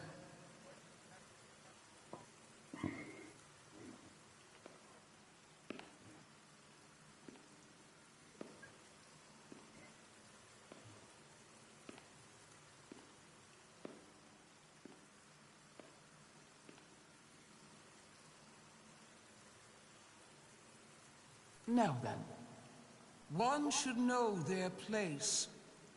What you might be somewhere else is not what you are here. Which is standing before a queen. And a queen deserves respect. A bow is not too much to ask. Is Hotari Prime part of the Hotari system? My apologies, Your Majesty. I meant no disrespect. Better. You are Kobliad. Your people suffered brutal treatment at the hands of the Cardassians. Their injustice towards the Kobliad is as unimaginable as it is unforgivable. Not unlike how we have been treated by the Alidians. As much as they'd have you believe they are the victims here, remember it was the Hotari who attacked us. Hundreds of innocent Alidians were slaughtered without mercy in those mines. The blood is on their hands, not ours. Quiet! If after all the Kobliad suffered, you finally had the chance to right that wrong, to get out from under their control, would you take it? Or would you negotiate a peace?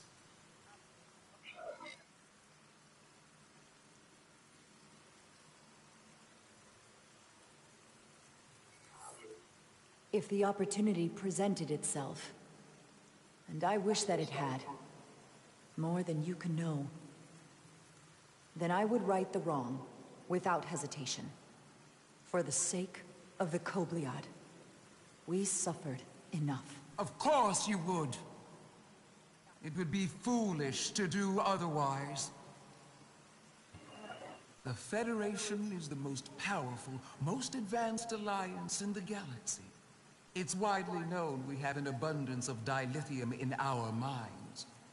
And it's in your interest to secure a steady supply. Your Majesty, if I may. Ambassador Spock would have us believe you're here as a neutral party in the interest of peace.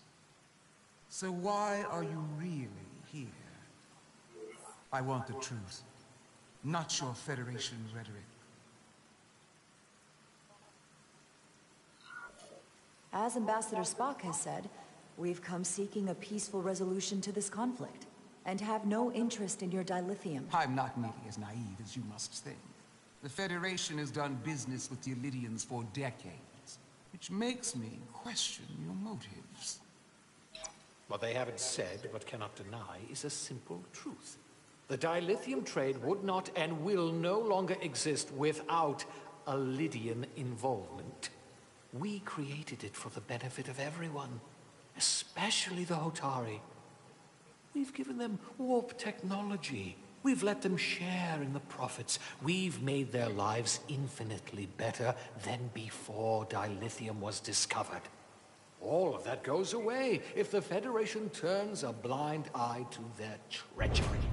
That is enough of your lies! The Hotari are quite capable of running the mines. We've done so for centuries. So tell me, who deserves control of the dilithium trade and the mines on Tau? Who should the Federation recognize? The Hotari or the Alidians? It can only be one or the other, not both. If I have to choose only one, then it would have to be the Hotari. Well said. How could the just and wise Federation make any other choice? This is an outrage. The Federation has lost all credibility. The mines are ours. Lydia will not be deterred. We will take back our mines by any means necessary. Then you will see more blood spilled. I am more than willing to address your concerns, Your Majesty. Yours as well, Representative. But I suggest we could have a more productive conversation with a smaller group. Perhaps only the most essential representatives.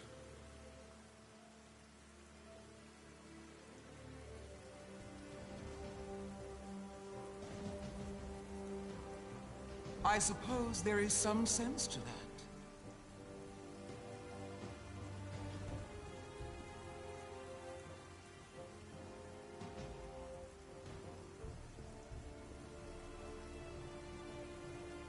I hope we meet again. Commander Jara Rydek, Your Majesty.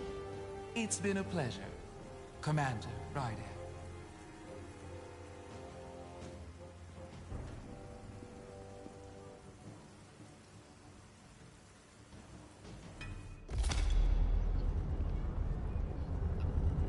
Let's see how the reviews right now.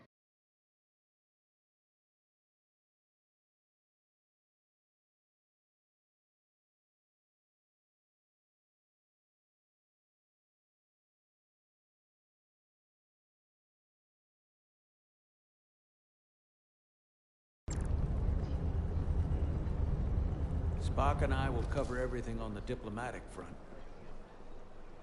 You make nice with the locals and see if you can get some answers. We need to find out why the Hotari are so willing to risk war. What happened to those mines?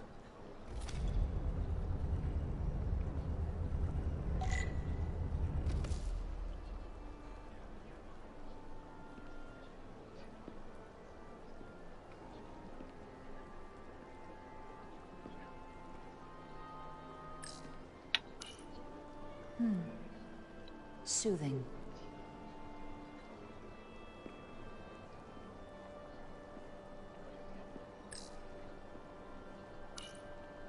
Commander, I'm glad you've chosen to side with the Hotari. I knew the Federation would see through the Illidians' baseless claims and protect the interests of my people. The Hotari have suffered enough at the hands of the Illidians. I couldn't agree more.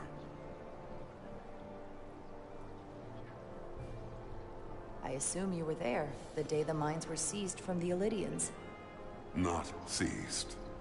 Reclaimed. And restored to their rightful owners. Yes, I was there. We had to be decisive. Before the Illidians could even realize their worst nightmares upon them. I'm curious why the Illidians haven't fought back. They have the ability to retake the mines anytime they want. Ability is one thing. Courage is another.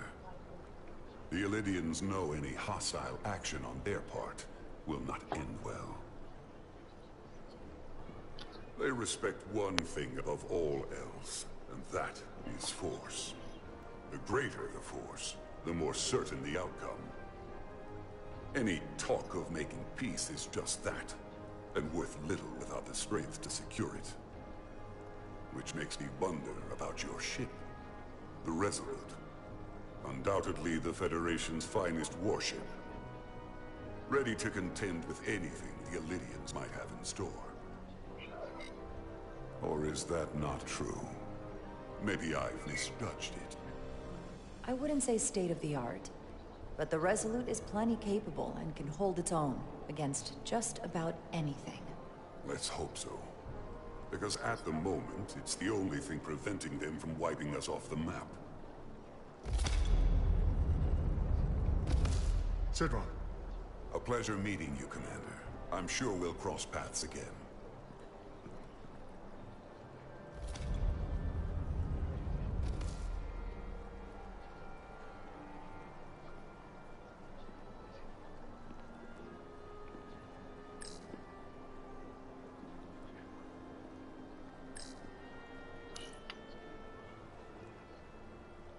They seem proud of their culture. Pride can lead to rash action.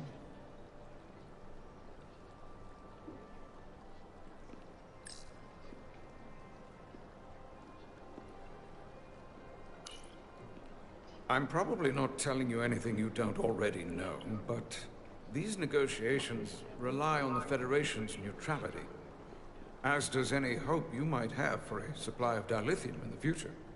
So, why you would choose to side with the Hotari escapes me. Without Illidian involvement, there is no dilithium trade. But clearly, you weren't aware. We are and will remain completely neutral. Our only interest is the peaceful resolution to this conflict. As is ours. Of course, the question is, at what price? Major Solid Arminta, Special Attaché, Elydian Armed Forces. Pleasure to meet you, Commander. I have my issues with the Hotari, but I have to give them some credit. They know how to seize an opportunity. Inciting an uprising the same day as a massive, once-in-a-lifetime ion storm. Our assumption was that this storm was just an anomaly. Yes, a very convenient anomaly. At least, that was what we were told. Of course, I wasn't there. But who am I to say otherwise? You sound skeptical. Well, the official story is that it was the storm that enabled the revolt. How else do a bunch of unarmed, unorganized miners seize control of an entire moon, much less thousands of mines? But I've talked to people who were there. They tell a different story. They say they're lucky to have escaped with their lives. That it was more than just the storm. That somehow the miners were able to harness the energy from the storm. I know it sounds crazy. I'm not even sure I believe it myself. But that's what they said.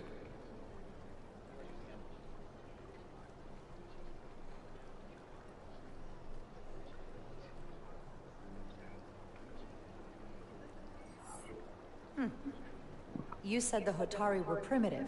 Well, they are. Except for the part about weaponizing ion storms. If you'll excuse me, Commander Ryder.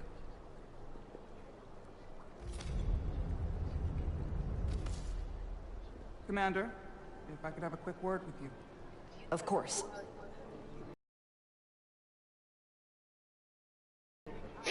I'm afraid of what might happen without your help. If anyone deserves thanks, it's Ambassador Spock. No one is more invested in negotiating a peaceful settlement to this conflict than he is. I'm so glad. We need his help before the situation escalates further than it already has. It's been very trying. I saw you speaking with the Elydian. I'm sure they're painting themselves as the victims. The Elydians are under the impression the Hotari are somehow the cause of the ion storm. Which I'm sure they attribute to our lack of experience or sheer inferiority. But we are as much the victims of this horrific storm as they are. For the first time in our history, the Hotari have the upper hand. We see ourselves as strong instead of downtrodden. New voices have risen up. Old voices shouted down. Galvin and Sidron have become national heroes. Now they have the Queen's ear. Better or worse, depending on your perspective. I get the sense you don't exactly trust them. They're miners, not diplomats. I don't trust their instincts, which are leading us to war. My fear has been that the Elydians will launch an attack and crush us. You've seen their starship, no doubt. They could have retaken the mines whenever they wanted to, but it never happened. And as strange as this may sound, I'd almost say they're afraid. I just don't know what they're afraid of. It's still the same bluster and bravado you would expect from them. But it has no teeth. Like they're afraid of what might happen. Because of what happened in the mines. Is it Galvin they're afraid of? It's entirely possible. But I don't know for sure. Whatever Galvin is doing in those mines is turning everything upside down. No one knows exactly what's happening.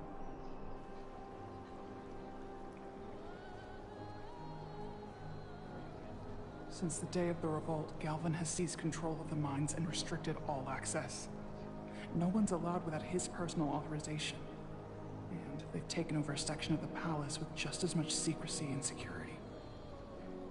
I'm told it could be something they brought back from the mines. I've made inquiries, but everyone pretends it doesn't exist. I strongly suspect they're hiding something. What do you think it is? I've heard rumors it's some sort of ancient artifact, but I haven't seen it myself. How can we know?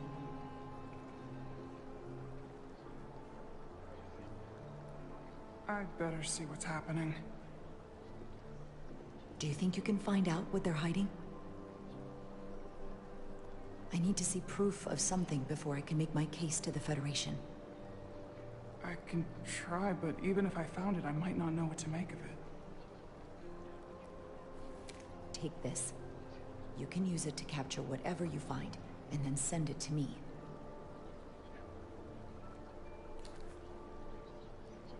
Thank you. I will let you know what I find. And I look forward to our meeting again.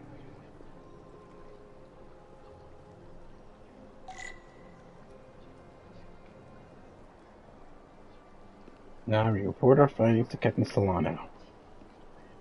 But I think I'll stop it for now right here. And then we'll continue where we left off. But looks like things are getting interesting. But like always, players and playettes, gamers and gamettes, stay classy, stay up.